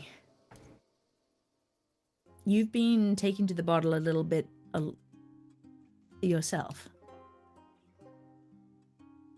I mean, it helps. It does, but it's not really the answer, is it? It's... No, the answer is getting this job done as soon as possible so I can go home. And that's what I'm going to do. I mean, I'm sure if you wanted to, you could head home early. I mean, it has been much more difficult than we originally thought. I know that you can't really explain that. But I don't know. I wouldn't blame you if you wanted to head back. Well, I've been thinking about it. Wouldn't be too hard to just turn back and head on home. But I kind of need this. I mean, with a baby on the way, I haven't really got much in the way of prospects apart from an odd lecture or two. I need the exposure to get some expeditions going. So I kind of need to do this. Not for me, but for the family. So yeah, I'm gonna see this through as quickly and as best as I can. Even if the man is dead, hey, that's even better for me. He's right there, dead. Boom, go home. I suppose, yes. Yeah. But yeah. Well, just for tonight, I'm gonna let the whiskey help me sleep. And then tomorrow we'll stop with the whiskey for a bit.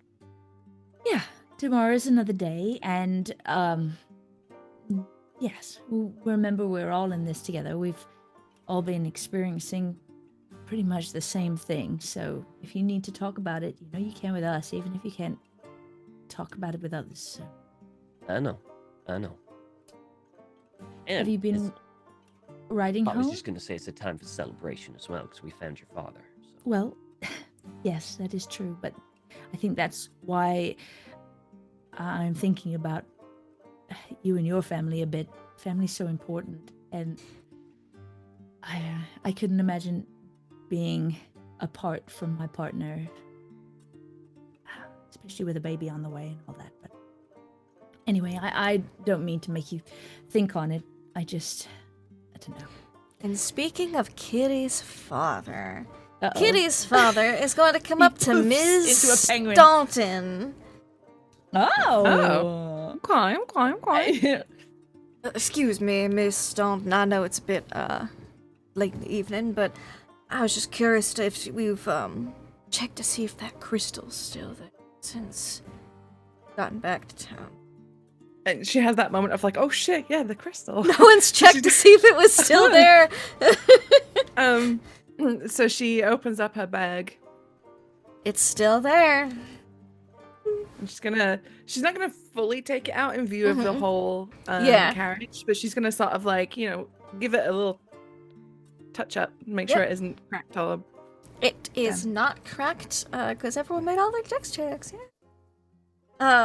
It is in good condition, again, surprisingly lightweight. That's probably why you forgot you even had it on you for a little bit. Yeah. That and the abrupt return to immediate normalcy was a bit jarring. But you have the crystal with you, which reminds you that everything that happened was all too real. But it's there. It sure was. And so she looks up at him. It's all here.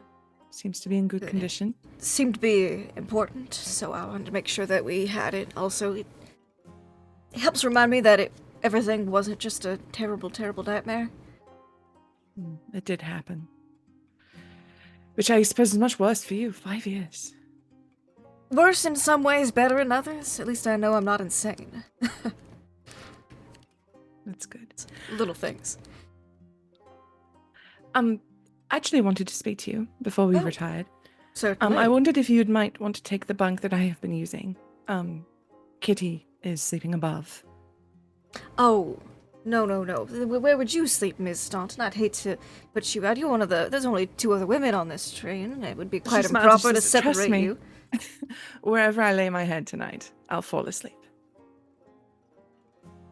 And besides, and she's going to lean in a little bit, between the two of us, Kitty's been having night terrors. Right. Mina, I have a question for you. Yes. What is your attractiveness score? Ew, it's not super high. Where's she at?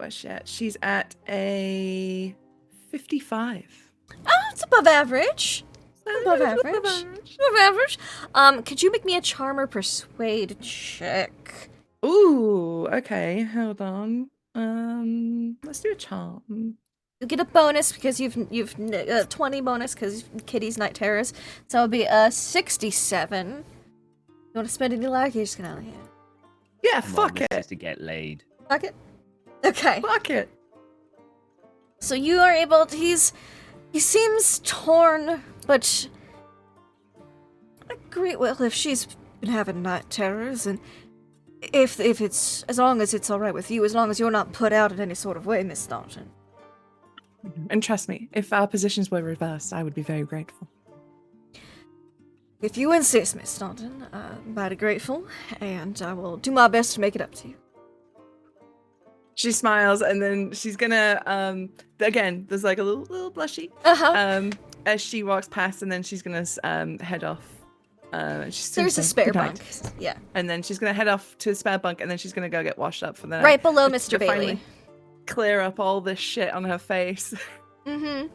Yeah, easy enough. Just freshen up. Anything else anyone wants to do before bed? Bucky? Yeah, Edison? Jones just doing his meditation, and at 9 p.m., eyes closed, lights out. Eyes closed, lights out.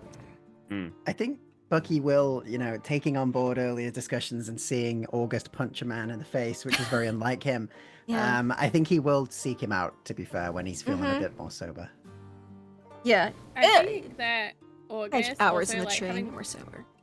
been on the train, Mm-hmm. like hasn't been settling, like not sitting really down. I think Mhm. as opposed to everyone else who just wants to go the fuck to sleep, he's like, I do not want to go to sleep because my last few experiences of things going lights out have been me dying in horrible ways. Yeah. So It's easy enough to he's find probably up Restless for the night. August. Is there, Yeah. Lindy, at the back, at the caboose, is there Yes. like one of those like little railing There would be situations? a between cars, little railing, yeah. Yeah, I think August is probably out, like, getting air, as long as the train isn't hurtling too fast and it's unsafe. Oh, you're going a whole 30 miles an hour. It's a fast Ooh. train. I know. We're flying. Yeah, I Yeah. think he's, like, out either by a window or when he gets up, because he can't settle, he'll be kind of out the Mhm. Yeah. door by the railing. Yeah, I think Bucky would eventually sort of find them, locate them, and sort of spot them. And would just sort of stand by them on the railing for a few, just not really saying too much. And then eventually would sort of go, so, how you doing, August?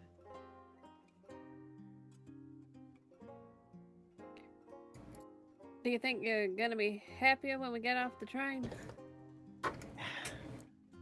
I don't know, I struggle with that sometimes, the whole happiness thing. Do you?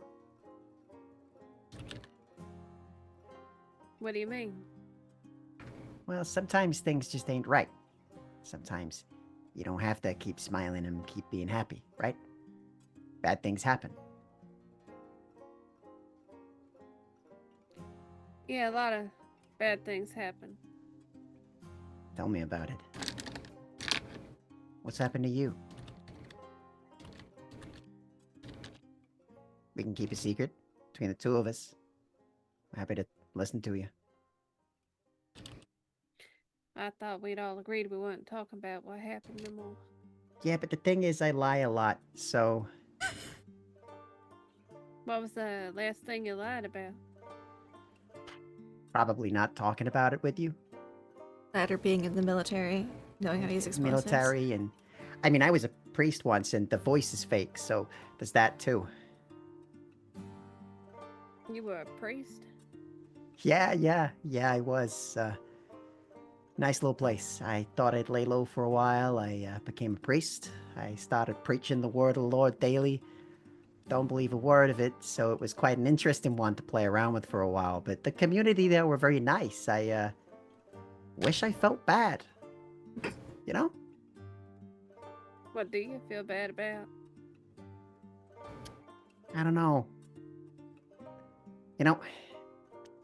Mostly just getting a bit more introspective, a bit more reflective after our own little jaunt down to that other place that we were just in and we only barely escaped,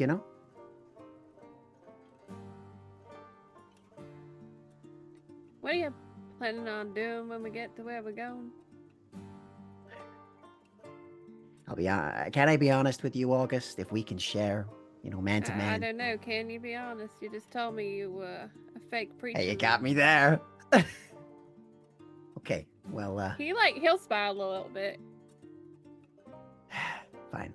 Okay, I'll level with you, okay? All right.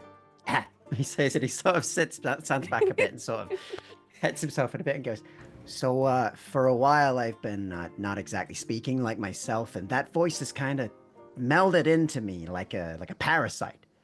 So, my name is Bucky Boone. I promise you that much, and I am being as honest as I can be with that. But well, I'm not from Minnesota, and I'm not a person who tried to give this gentleman that we're trying to find a hint about dinosaur bones. In fact, I thought that there was nothing there. And my original intention here was to see what this guy had, what he was hiding, and if all this dinosaur stuff was true, and then, if it was, maybe try and make a quick buck off of it. Only, I'm feeling things, and that's quite hard for me. This group seemed to be quite a good lot of people, and I'll be honest, I've not spent this kind of time around people in a while. When was the last time you felt something honest before now? You know, I wish I could not be so pathetic about this, but I can't honestly say that there's been a time.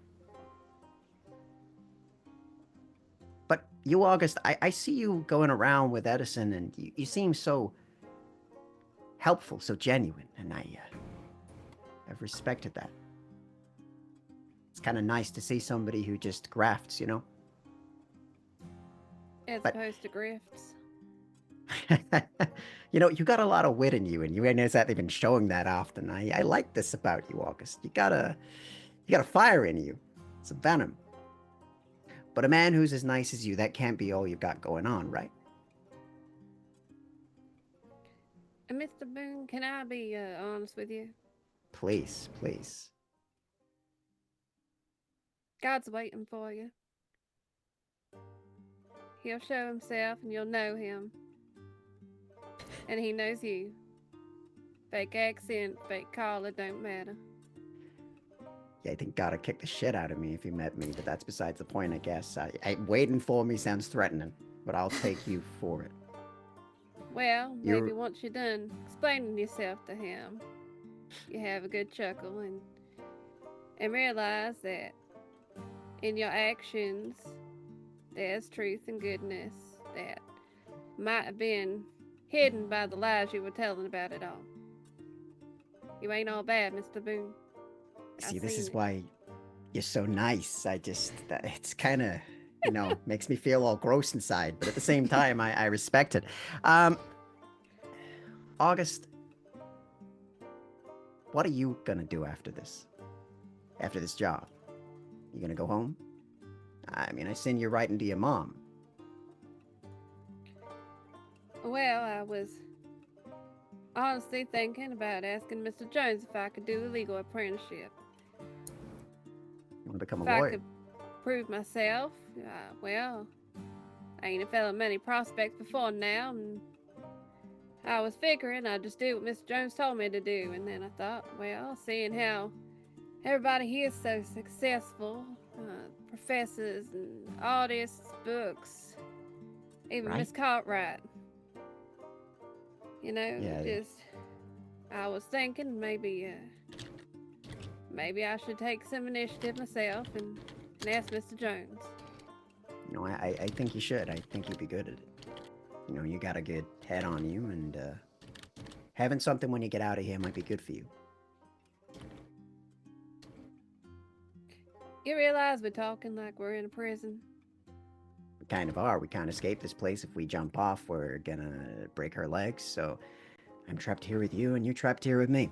Apparently God, so there's that. But what if we jumped and we flew? You know, I wish that didn't sound so tempting right now after what we just went through, but it does. So instead of that... You know, Mr. Boone, I reckon you're probably more fit for a legal apprenticeship than me. Lawyer's a smart man, uses tricks and words to get away with things, and Yeah, but the creates difference the truth there out is... of the story. But you would actually do your job. If I was offered more money not to, I'd do that. And that's the difference, August. You got integrity. I don't. But...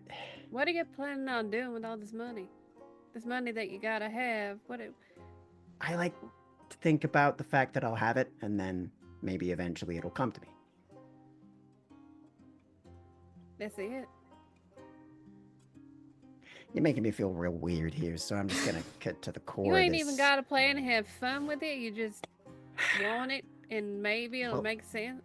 Maybe the fun is getting it, you know? Maybe the fun is securing it and having the cash and having what you need and going wherever you want and being free. Is that the fun of it? Is your mom alive?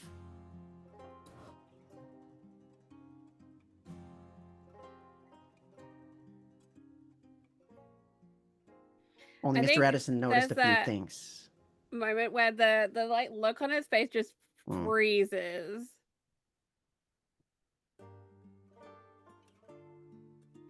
Lindy, I think I need to make a sanity check. Sure. Yeah, give me a sanity check. I don't even have to GM me. I just get to sit back and yeah.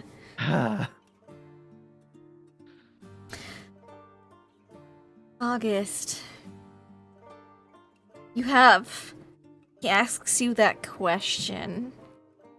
And you're almost at half sanity. You didn't start with that much, after all.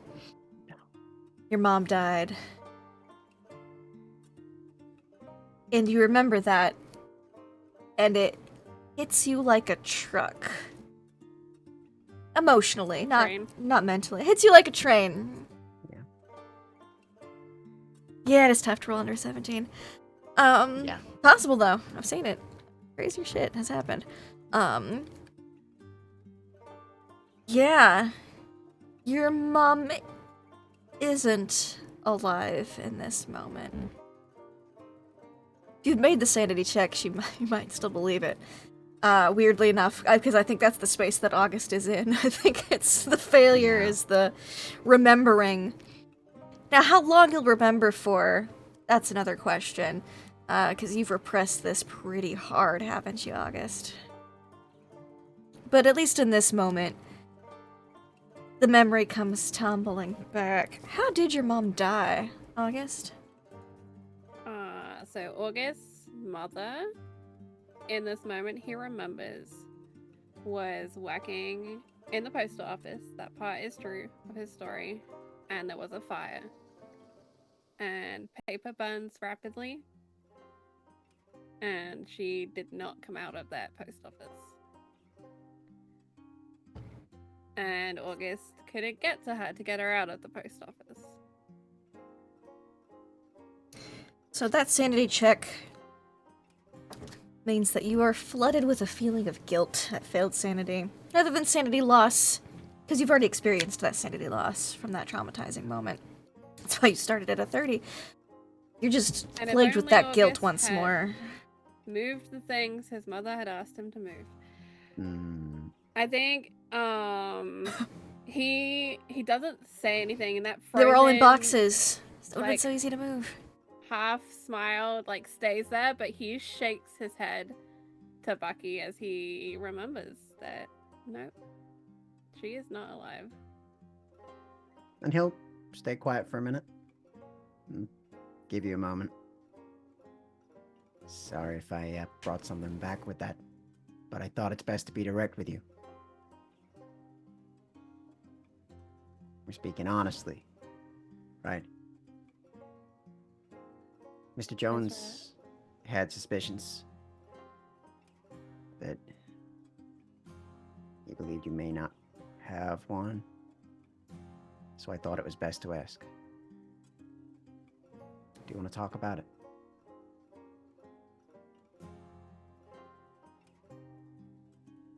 Ain't much to talk about, I don't reckon.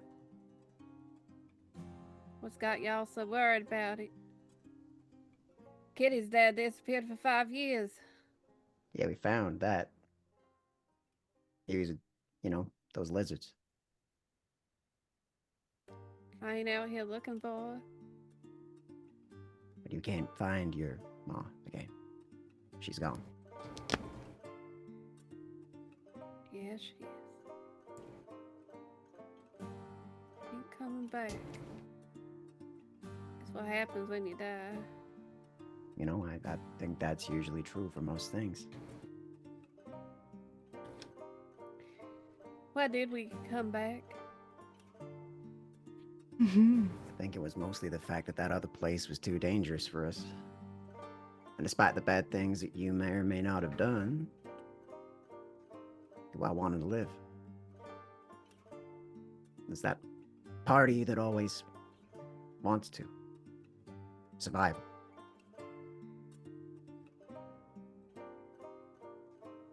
But whatever happened, August, I believe that your goal to be a lawyer, help people, I think you could do good at it. You should keep living and keep aiming for that. And I'm sure Mr. Jones, while he will be a pain in the ass, will accept you. She were a real organized kind of lady. She always knew where she was going, what she was doing, and everybody else's business aside from that.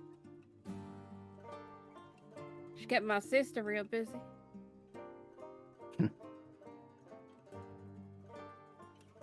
You know, more and more, your ma's starting to sound like Mr. Edison. I got a job with him because he complained to my mom. Wanted to know who had messed up his delivery.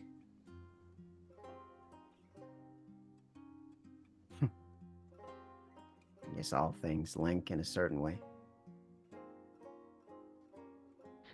Maybe you should talk to Mr. Jones.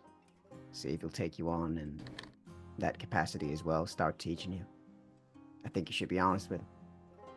Tell him. Mr. Boone, since it ain't yourself, what's the best person you ever been? And all them lies. Oh, now that is a question. They say, so he sort of takes a moment and sits, just sort of leans against the barrier for a moment. Where I was once in a circus, and I was playing a clown. And as much as, you know, it's quite an embarrassing role at times, I could really be myself in that role. I was able to goof around, do some shows, tell some jokes, you know, have a bit of a play around. I wasn't very good at it, but the point of being a clown is that you're not very good, then it still kind of works. Honestly, there's a lot of times I think about that time. I was just able to be, you know? And you could see the happiness and laughs on people's faces. It was different. When I was 7, I wanted to be in a rodeo. Did you? Yes, sir. I I can see reckon that. I've been good at it too. You know, I think you would have been. Maybe you and I should start up an act. You can be the clown, I'll be the rodeo. You know what? I think rodeo clowns would sell real well in certain states. Tell you what, if the lawyering doesn't work out, I'll always be happy to have you along with me so that we can make a rodeo clown together. Anywhere but Utah. Anywhere but Utah. Also the Mormon place. I think they may want to kill me. But that's besides the point. Well, I just punched a mayor in the face, so I reckon we should cross Gunnison off the list too. Well, it depends on how good the clown makeup is. You got a point. Look, I haven't been honest with somebody in a while, so thank you for this. And if you ever need to tell somebody a truth that you don't want anybody else to know, I am here to listen. If there's one thing I can do, it's keep knowledge away from other people that shouldn't know. I guess I can be grateful to God I ain't a rich man or figure something out with it. Yeah, I'd probably rob you blind. But And you then ain't figure rich. out what to do with the money eventually. Eventually, I'd probably lose it, or I don't know what. I'm not good with money. You're all good with people though. Apparently. Just maybe not yourself. Well, that's a complex situation, I think, that I ain't ready to unpack, but I'm here, August, if you need me. Just know that, and if you need an honest talk, you only need to ask. But I would please request that you don't tell everybody else about my whole situation. I'm sure I can figure out a box to put it all in. That's the Very good well. thing about boxes. They can contain things. That's right. Glad I got that one. You get yourself some sleep soon, okay, August? You managed to bring that bottle out from the bar by any chance? I mean, I have some drinks, he says, and he does take out a flask. And then I imagine they can just kind of drink Yeah. and maybe smoke. Yeah. And Yeah, just probably. I'll get the smokes stare out. at the stars and pray that neither one of them asks each other further questions. Yep, I think it's just quiet drinking and smoking. I Yeah. think it kind of Absolutely. ends with like the council rests its case. Here, here.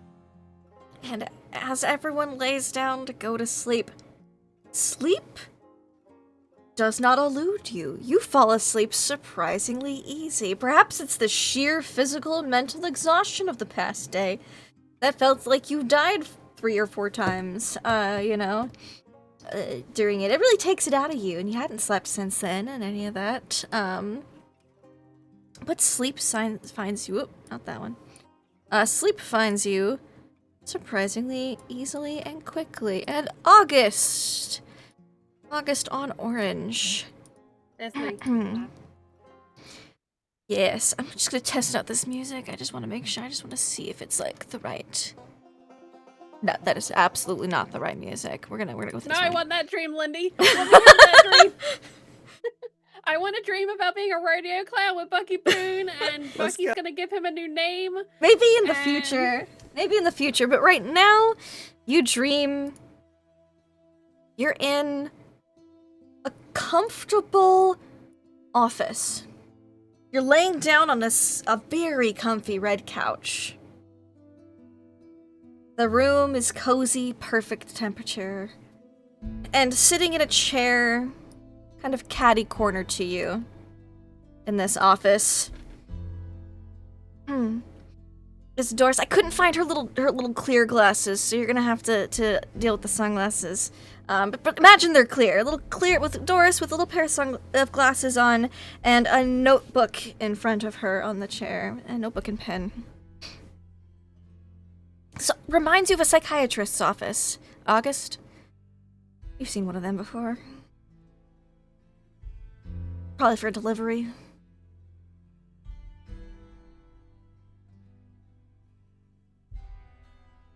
And you're suddenly aware of where you are. What do you do? And there's a little little plaque that's doctor's name. It says Dr. Doris.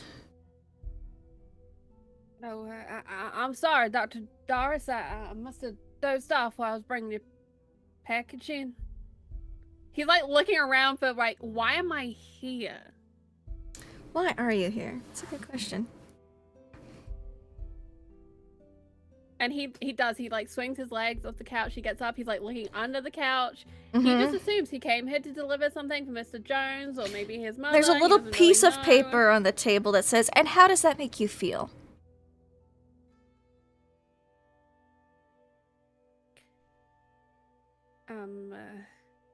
Sorry, I let you down.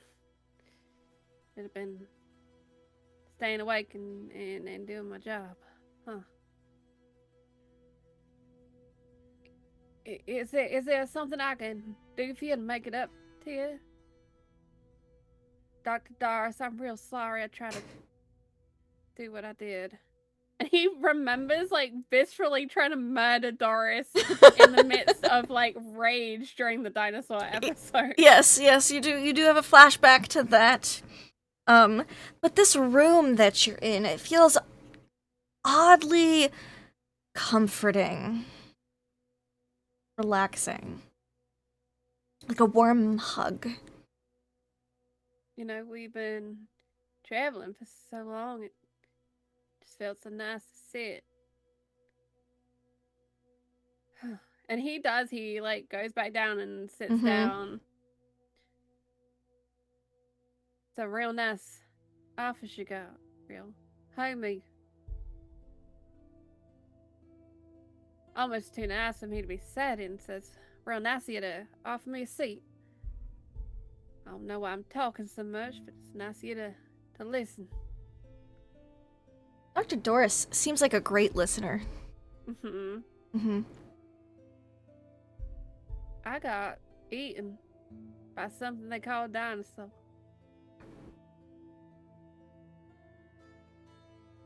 And crushed. I got Miss Staunton crushed too. Dragged her right under there with me.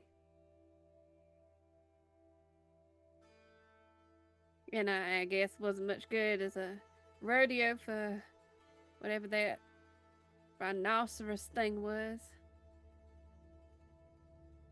I guess I did cling on to it though.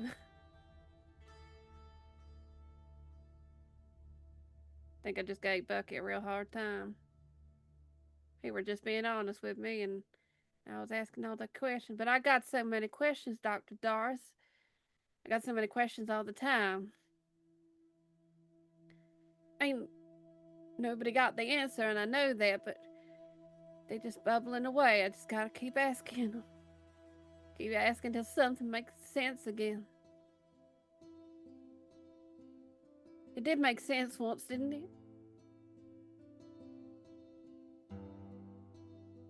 Charlie, I'm gonna DM you. Okay. It's not a terrifying prospect. It's like, I'm gonna DM I'm you. gonna DM you. That did You sound guys are gonna make me ominous. cry. Well, so I'm ready for Doris to appear in the 1960s at like Woodstock or some shit. Right? I'm making a Summer timeline of of- Doris sightings. That's part of my GM prep. I'm working on it. I'll have to like publish it on Blue Sky or something when I get it all figured out at the moment. But there's always room for more. Doris is timeless. There you go.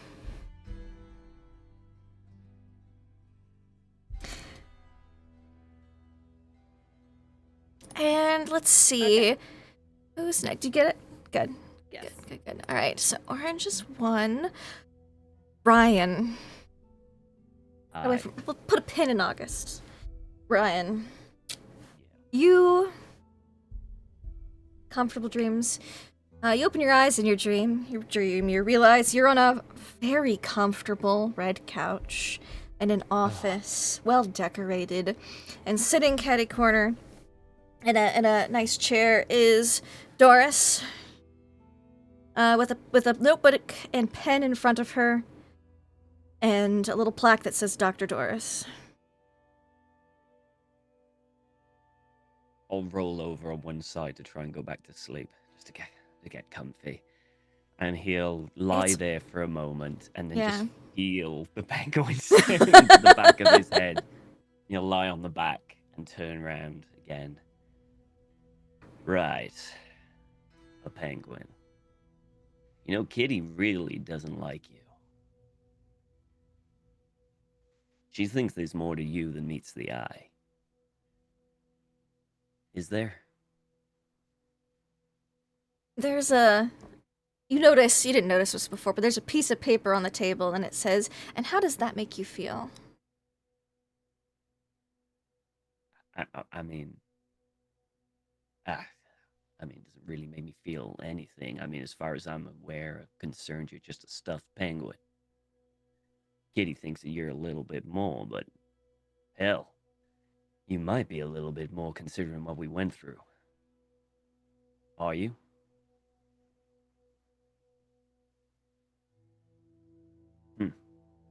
Right. Right.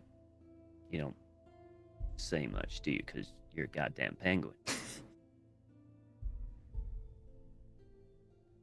I don't know what you want me to say.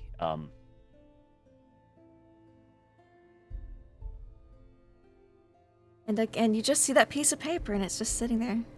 And how does that make you feel? You've been feeling a lot of things, haven't you, Ryan, lately? Yeah. Yeah. Look, This feels like a I- safe space.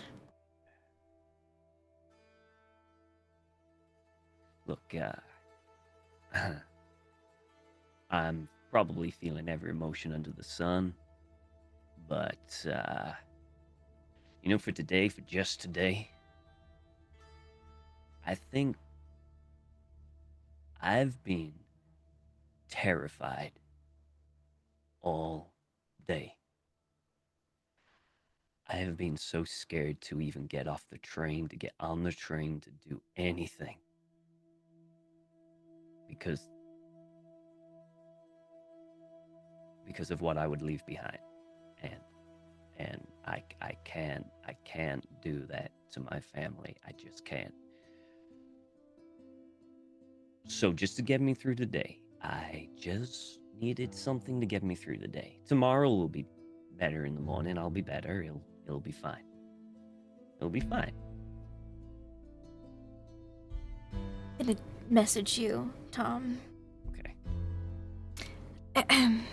Welcome to the ominous messaging circle. I'm scared, Charlie. Hold me. Let's see. Timothy. There we go.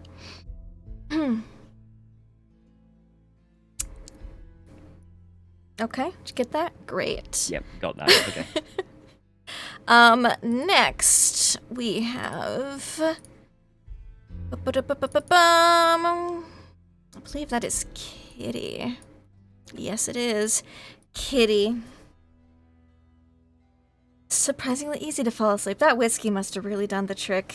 You're sitting on a very comfortable red couch, a very cozy office, and sitting catty corner to you, the glasses, a little notebook and pen, a little plaque in front of her. It says Dr. Doris. It's Doris.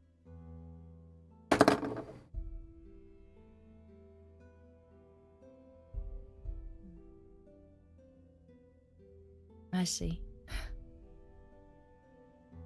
Oh. So I am gonna end up in some institution, huh? That's interesting.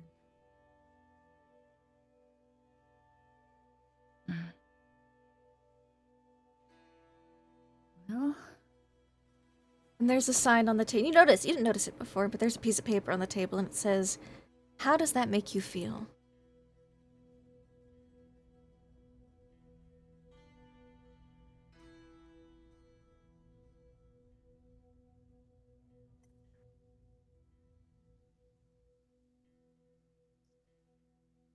wish I understood you.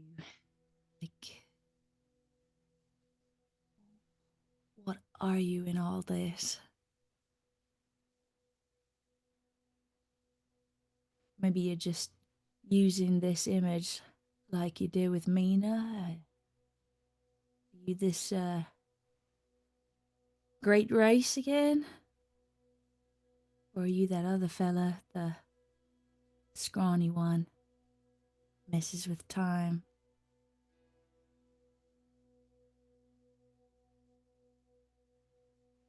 Still don't quite know if you're, well, if you're the cause of all this, or a guide to help us through it. Helpful or maleficent in some way.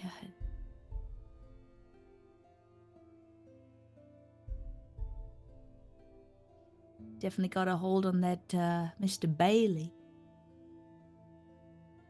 Put him through some stuff too.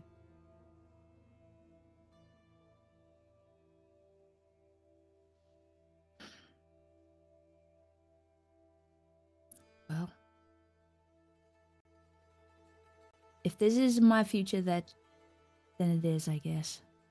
Maybe I can't keep my mouth shut about it. Probably hard to hold something like this in, really. Or maybe you're just a warning about it to help me to not talk. And your eyes drawn to the piece of paper again. And how does that make you feel?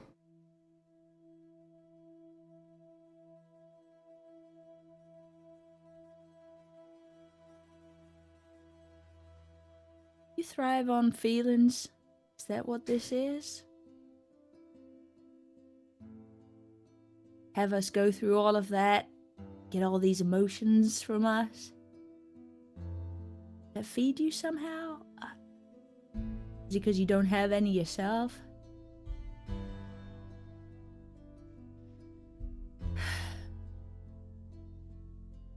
To be honest, I don't know how I feel right now.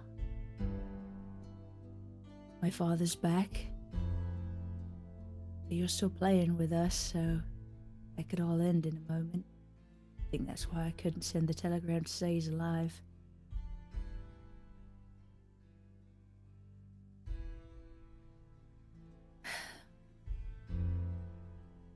Wonder if you took Arthur as well. Playing with Mr. Lakes. Maybe this isn't some game of man and nothing about dinosaur bones. Maybe it's about two other beings playing around and we're all caught in the middle of it. Guess we'll see. I'll see you in the morning, Doris. I'm gonna shut my eyes and just try Shut your eyes Yeah. in this comfortable, warm, safe feeling place. I'm gonna message you. I feel like I'm going through real therapy right now. And Therapy how does for that my make you own- feel? Yeah, it's like Kate, is this how your real life therapy sessions go? Like, I mean, I've never had real You're very therapy, so I have combative. no idea. I I'm can't. just saying it now. I cannot wait for Jones's therapy session. Holy shit, it's gonna be Yeah. great. Oh, I did not mean to do that. Sorry, I rolled a dice. Well, you're fine. 4 is yellow. Ms. Mina Staunton. Hello. Hi. Fall asleep so easy, so comfortably. And you realize in your dream you're on a red couch. It's very plush, very comfortable, very soft. And sitting catty corner in the chair across from you, it's Doris with little glasses on, a little notebook, a little pen, a little plaque in front of her that says, Dr. Doris. The room is comforting and warm, and it feels like a nice, safe space. What do you do? I think Mina takes a second to like get her bearings. And then she looks at Doris with the little glasses. She looks at the nameplate, Dr. Doris. And there's a beat before she just starts laughing. Like, it's so absurd that this is her dream. Uh-huh. It is absurd, isn't it? A taxidermied penguin therapist. It's so silly. And it's one of those like laughs that then sort of turns into sobs as Yeah. she's starting to like process everything. And she's wiping her eyes and they're actual tears. And she looks There's up again at Dr. a Doris. handkerchief on the table next to a piece of paper that says, and how does that make you feel? What do you mean? How does it make me feel? You're a bloody stuffed penguin and I'm dreaming. The And she's gonna handkerchief's look at- very soft, by the way. It's like silk. And she's like twisting it up in her hands. How do I feel? Lost. Alone. I feel very alone. Surrounded by all these people, lovely people, I suppose, but I don't really know them, and they don't really know me, and no one has really known me since Wilfred, and that's through no fault of their own. I've not let them know me, and I don't know why I haven't let me know me. When we knew that Wilfred didn't have long left, he told me to go on with the rest of my life and enjoy it. And I just can't. It's just always something in the back of my mind that just stops me, holds me back. And then on top of that all, I feel so stupid way to say, but guilty. Wilfred's not even been gone a year, and then first older man who's somewhat attractive, and I start blushing like a schoolgirl. Wilfred was the love of my life, and how could I just move on and forget him so easily? I don't know. And she's just looks down at her hand. She's twisting that handkerchief, and a couple more tears fall.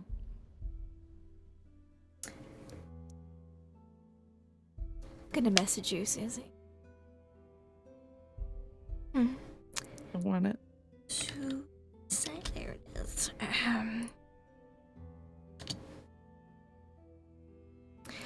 And we'll cut to the next person. Power of Susie's poker face. I don't have one, which is why I don't play poker. I don't either. Bucky Boone, Okay. have you ever impersonated a psychiatrist before, Mr. Boone? Probably, yeah, he's probably done that. So the scene probably is done that. very familiar to you. You're on a very, although the couch here is way more comfortable than the couch you found to use. Comfortable red couch, very comfortable. Warm, cozy, comforting, safe-feeling room. And sitting catty corner in a chair across from you with a little notebook and pencil and a pair of glasses on. And a little plaque that says Dr. Doris. Okay, yeah, I've lost it, haven't I? Well, hello, Dr. Doris. I hope you're doing well. What are we unpacking today in this appointment then? You notice there's a piece of paper on the table, and it says, "And how does that make you feel?"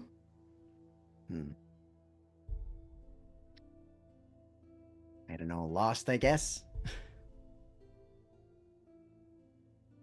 This place is better than my office was, and I saw a lot of people in the short time that I was impersonating something like, of course, the greatly qualified Doris over here. Yeah, I don't know. I mean, the talk with August was enlightening. Man's holding a lot of shit in his head. Makes me worry, you know, if somebody that kind, that nice can be so tragically messed up by life, then what's waiting for me at the end of this? I can't get it out of my head, you know, that he did mention that everything I'm getting, like, what am I going to do with it? I've never asked that before. It's a simple question. You'd think you'd ask it all the time, but I haven't.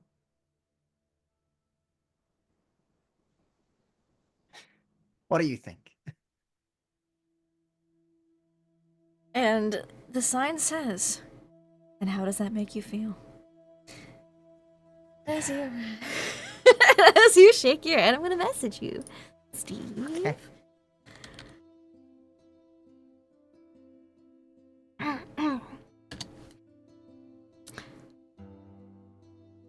Next up, Mr. Jones.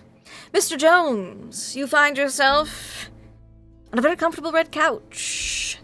Very comfortable.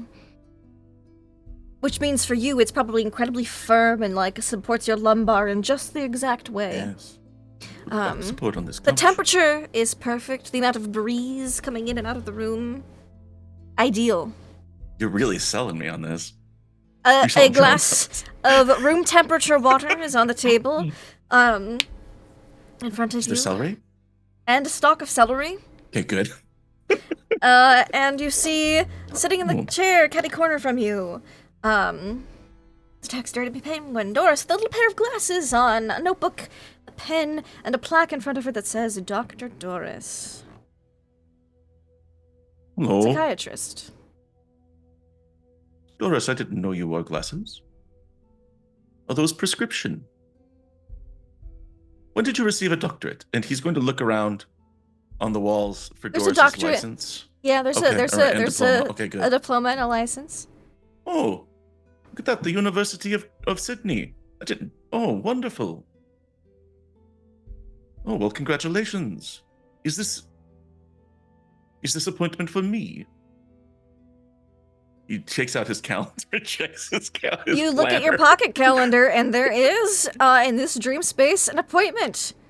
Psychotherapy, 2 p.m. Oh, good. Dr. Doris. All right.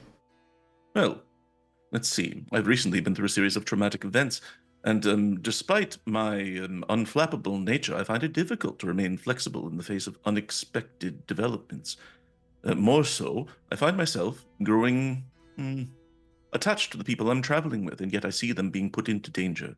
It puts a lot of weight on me, and I've been attempting to manage that through my own series of meditation and spiritual leanings and the like. However, I'm learning that there are some things that are beyond my control, and I'm worried that when we come face to face with something like that, it may cause more problems.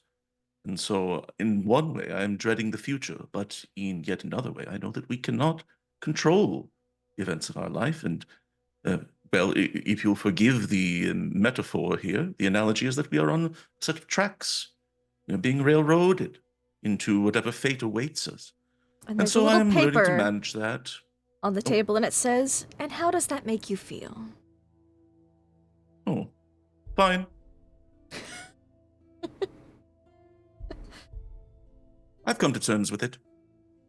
As I've said, it's a little bit stressful, but it's more out of worry for my compatriots. And I will Thank you for the message celery. Yes, it's very good. Perfect amount of crunch. Excellent. Say da. There you are.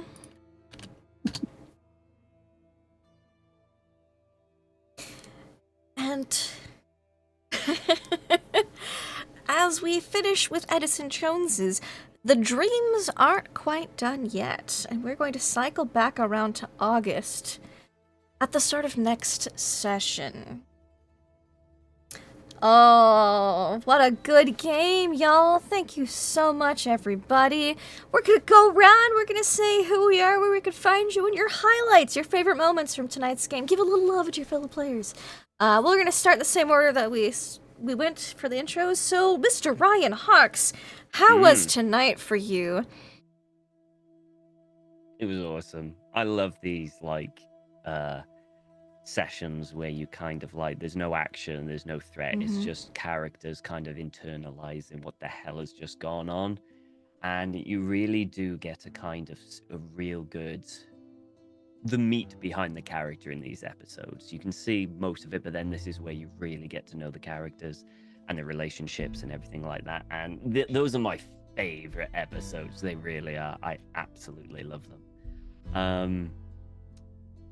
Favorite bit, I think, has got to be the August and Bucky conversation near the end. Be good. When Bucky gets so annoyed that basically, this is the way I saw it, is that August got Bucky so annoyed that he just went, come out with it. Almost like, I want to hurt you as much as you're hurting me right now. Just boom, like that.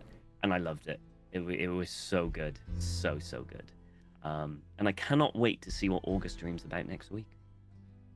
I can't wait either. I mean, I know. Everyone, don't worry. Everyone's dreams aren't over yet. Mina, Susie, how was tonight for you? Hey, love character trauma coming out onto the surface. That's really good. Love that. Yeah. I genuinely do. No, it's super juicy. I also, Lindy, I don't know if you know this, probably not, but the way you described Mr. Cartwright is exactly how my Red Dead RP's character's husband looked like. I had no idea. Like- I had no idea. That's great. As the description, I was like, oh my god. So that's just sold. It's meant to be. It sold the heart eyes in my heart for him. But I think I want to give my props to everybody for their little therapy sessions. Just having that little drop of their characters in a monologue. It was juicy. Mwah. And really looking forward to the dreams probably being terrible next week. It's fine, right? But as for me, I will be back streaming on Friday. I will be playing Claire Obscure, the RPG, on my channel, which is twitch.tv/hello, it's me, Bobby. Wonderful, wonderful. Speaking of dreams, someone had a bit of an opening up in a dream, and to fellow players. Charlie, August, our boy, how's he doing? Oh, well, he's doing. I kind of agree with Tom, with Bucky turning around and being like, you are making me feel things. That's it. That's it. You don't get to turn this around on me. I'm meant to be here hearing about you. That's it. I mean, kudos to all the players. Kudos to Lindy for letting us have therapy. I always love when characters get those moments. And I love that everyone here was like, I don't need a prompt. I know exactly how my character is dealing with therapy right now.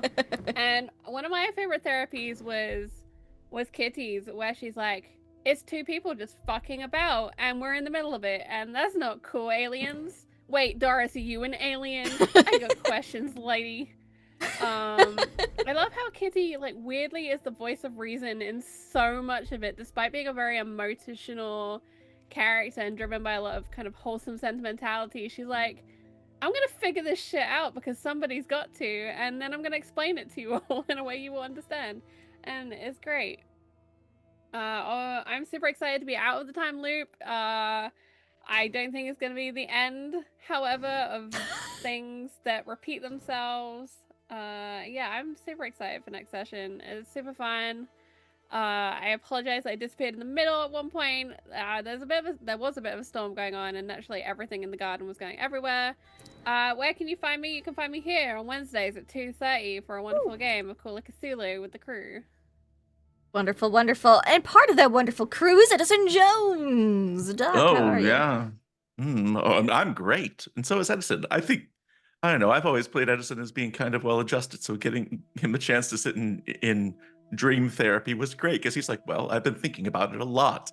And here's what I think. You know what I mean? Because someone just needs to ask him and stuff. But I think my favorite moment tonight, my favorite Edison moment was writing a telegram to his wife that just buries the lead entirely, but is exactly how he writes telegrams, which is, "Hey, it's me, your husband, Edison Jones." Like, and here's something that happened. Goodbye, you know. But the August and Bucky scene was just heartbreaking, mostly because, I mean, both of the people behind those characters are so good at, I don't want to say pushing buttons, but asking questions that pull stuff out of people, and.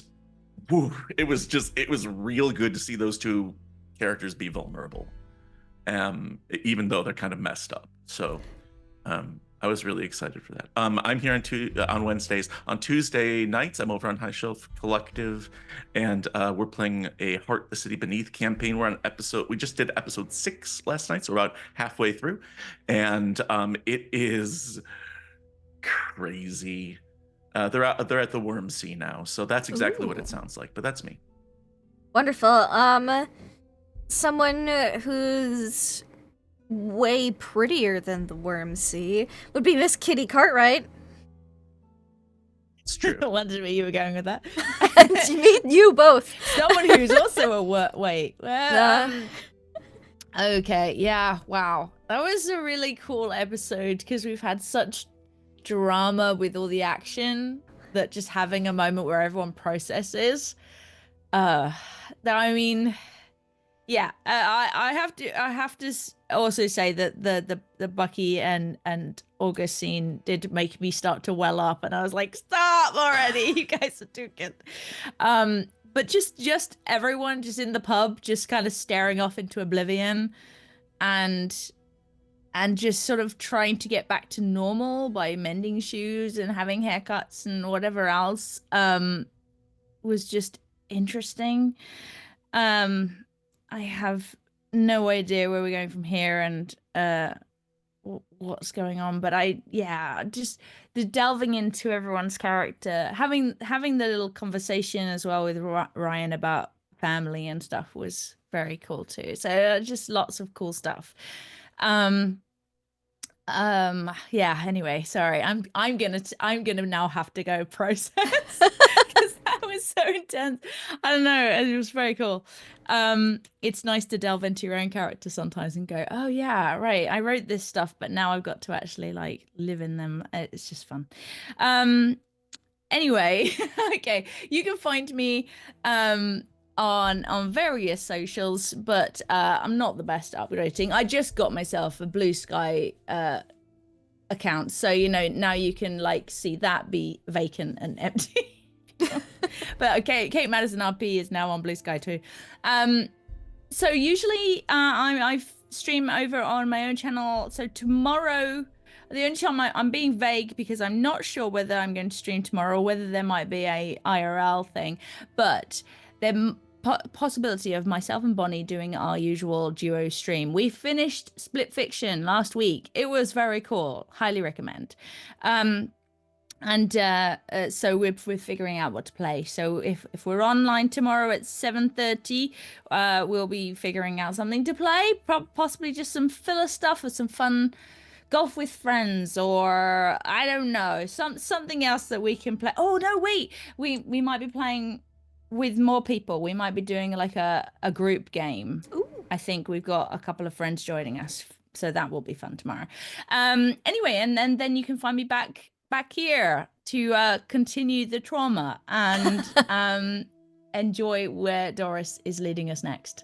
Yeah, I think we should all enjoy.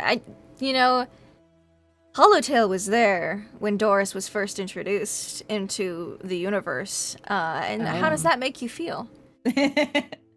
Yeah, I mean, we've already gone through therapy, so I could do that separately with you, Lindy. But aside from that, yeah, that was awesome. I mean, genuinely, everybody was just great as usual in this session. I didn't know we'd have dinosaurs and feelings out of this, so I'm really happy to have both. But is that the alternate title of this campaign, Dinosaurs and Feelings? I'm pitching it. Smooches and ice, dinosaurs and feelings. We're getting there. But as for my favorite moment, there's too many in this session, honestly. I mean, all of the therapy sessions were wonderful to listen to, and each of the characters really shone in those, which I absolutely loved. I do have to say, a thank you to yourself, Charlie, as well. That was brilliant to play that scene with you as August. It was getting me. I was having to keep my scumbag going, but at the same time, just being like, the sweet summer child. So it was really painful, but good. I enjoyed that. And also, I think one specific thing I want to call out, which is more a theme of the whole episode, I guess, is just Ryan coming to realize his fear of death and of not going back to his family, and what that means to him that was just great. I'm really excited to see where that's gonna take Ryan in the future. Me and you both. Thank you so much. That just leaves me. I'm gonna give a little bit of love to everybody because I can do what I want. My love, we're gonna start with Mina because that's the one I don't want to forget. Your reaction to the shoe repair, Mr. Earl Schumacher, that, number one, I feel accomplished as a GM today. So that was great. Thank you for that gift. Secondly, a different gift of oh my gosh, my feelings. How tore up she sounded talking about the love of her life in her therapy session to Doris. I mean, how dare I be blushing like a schoolgirl at the next attractive, elderly gentleman, which really, I feel, plays in so well to the era because they had such strict mourning protocols, especially in England where Mina's from. A little more lax here in the States, but, it's a lot. And I loved just to see that emotion in her. She's been very repressed, like a good English woman in 1883 should be. But I just loved to see that little glimpse at how she's really feeling, and it was so sad. Speaking of so sad, a poor boy, August baby, sweet summer child. I just want to hug him. I just want to hug him so hard. Bless his heart. I loved his little conversations with everybody and punching the mayor. I thought that was great. I just all of it. Everyone else said enough. Move on. Bucky. I loved Bucky. I liked his conversation with Ryan in comparison to his conversation with August. They were both in a very similar vein, but two different topics at the same time. One was like, yeah, we're just gonna drink our problems away. Another one was, okay, we're gonna talk about shit first, and then we're just gonna not speak and drink and smoke for a little bit. So I loved the juxtaposition between how he acted with two different people. and getting to see a little bit of the real Bucky Boone a little bit, and have questions asked of him that he's not thought of before. Ryan being like, oh, but I need this job though.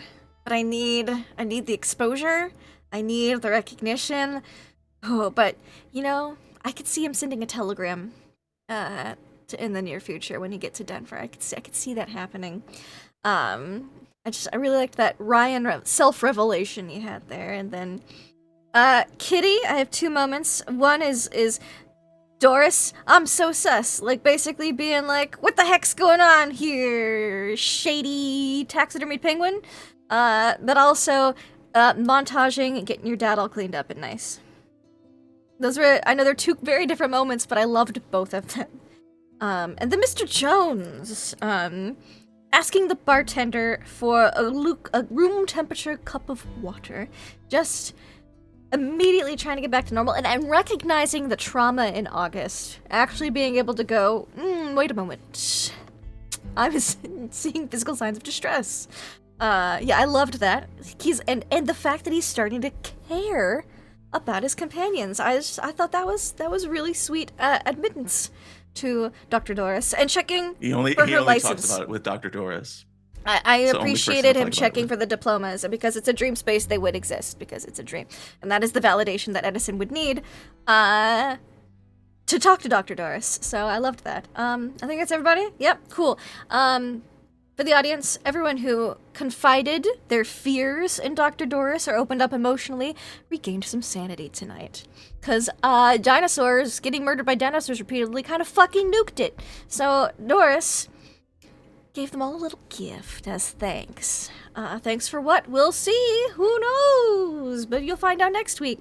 Here, Laugh, Live, Lindy, that's me. You can find us here next Monday, Tuesday for Aliens, where we're off the egg, we're spaceborne again, and hit squads are coming for us from the U.S. Colonial Marines. It's bad. It's real bad, but we're gonna do what we can. It's fine. And on Tuesday night for Ghosts of Saltmarsh, where someone's baby daddy's in town, and maybe their child doesn't know about them, and big drama. They're done with the high seas. They saved some pirates and, liberated an island. They might start a cultist relocation program. We'll see. I don't know what they're going to do. They're a bunch of chaos gremlins, and it's fine. And then here, for these chaos gremlins, having hard trauma and hard times in 1883, but, they'll get to Denver, and I'm sure everything will be great there. So thank you all so much for watching. Until next time, have fun and play games.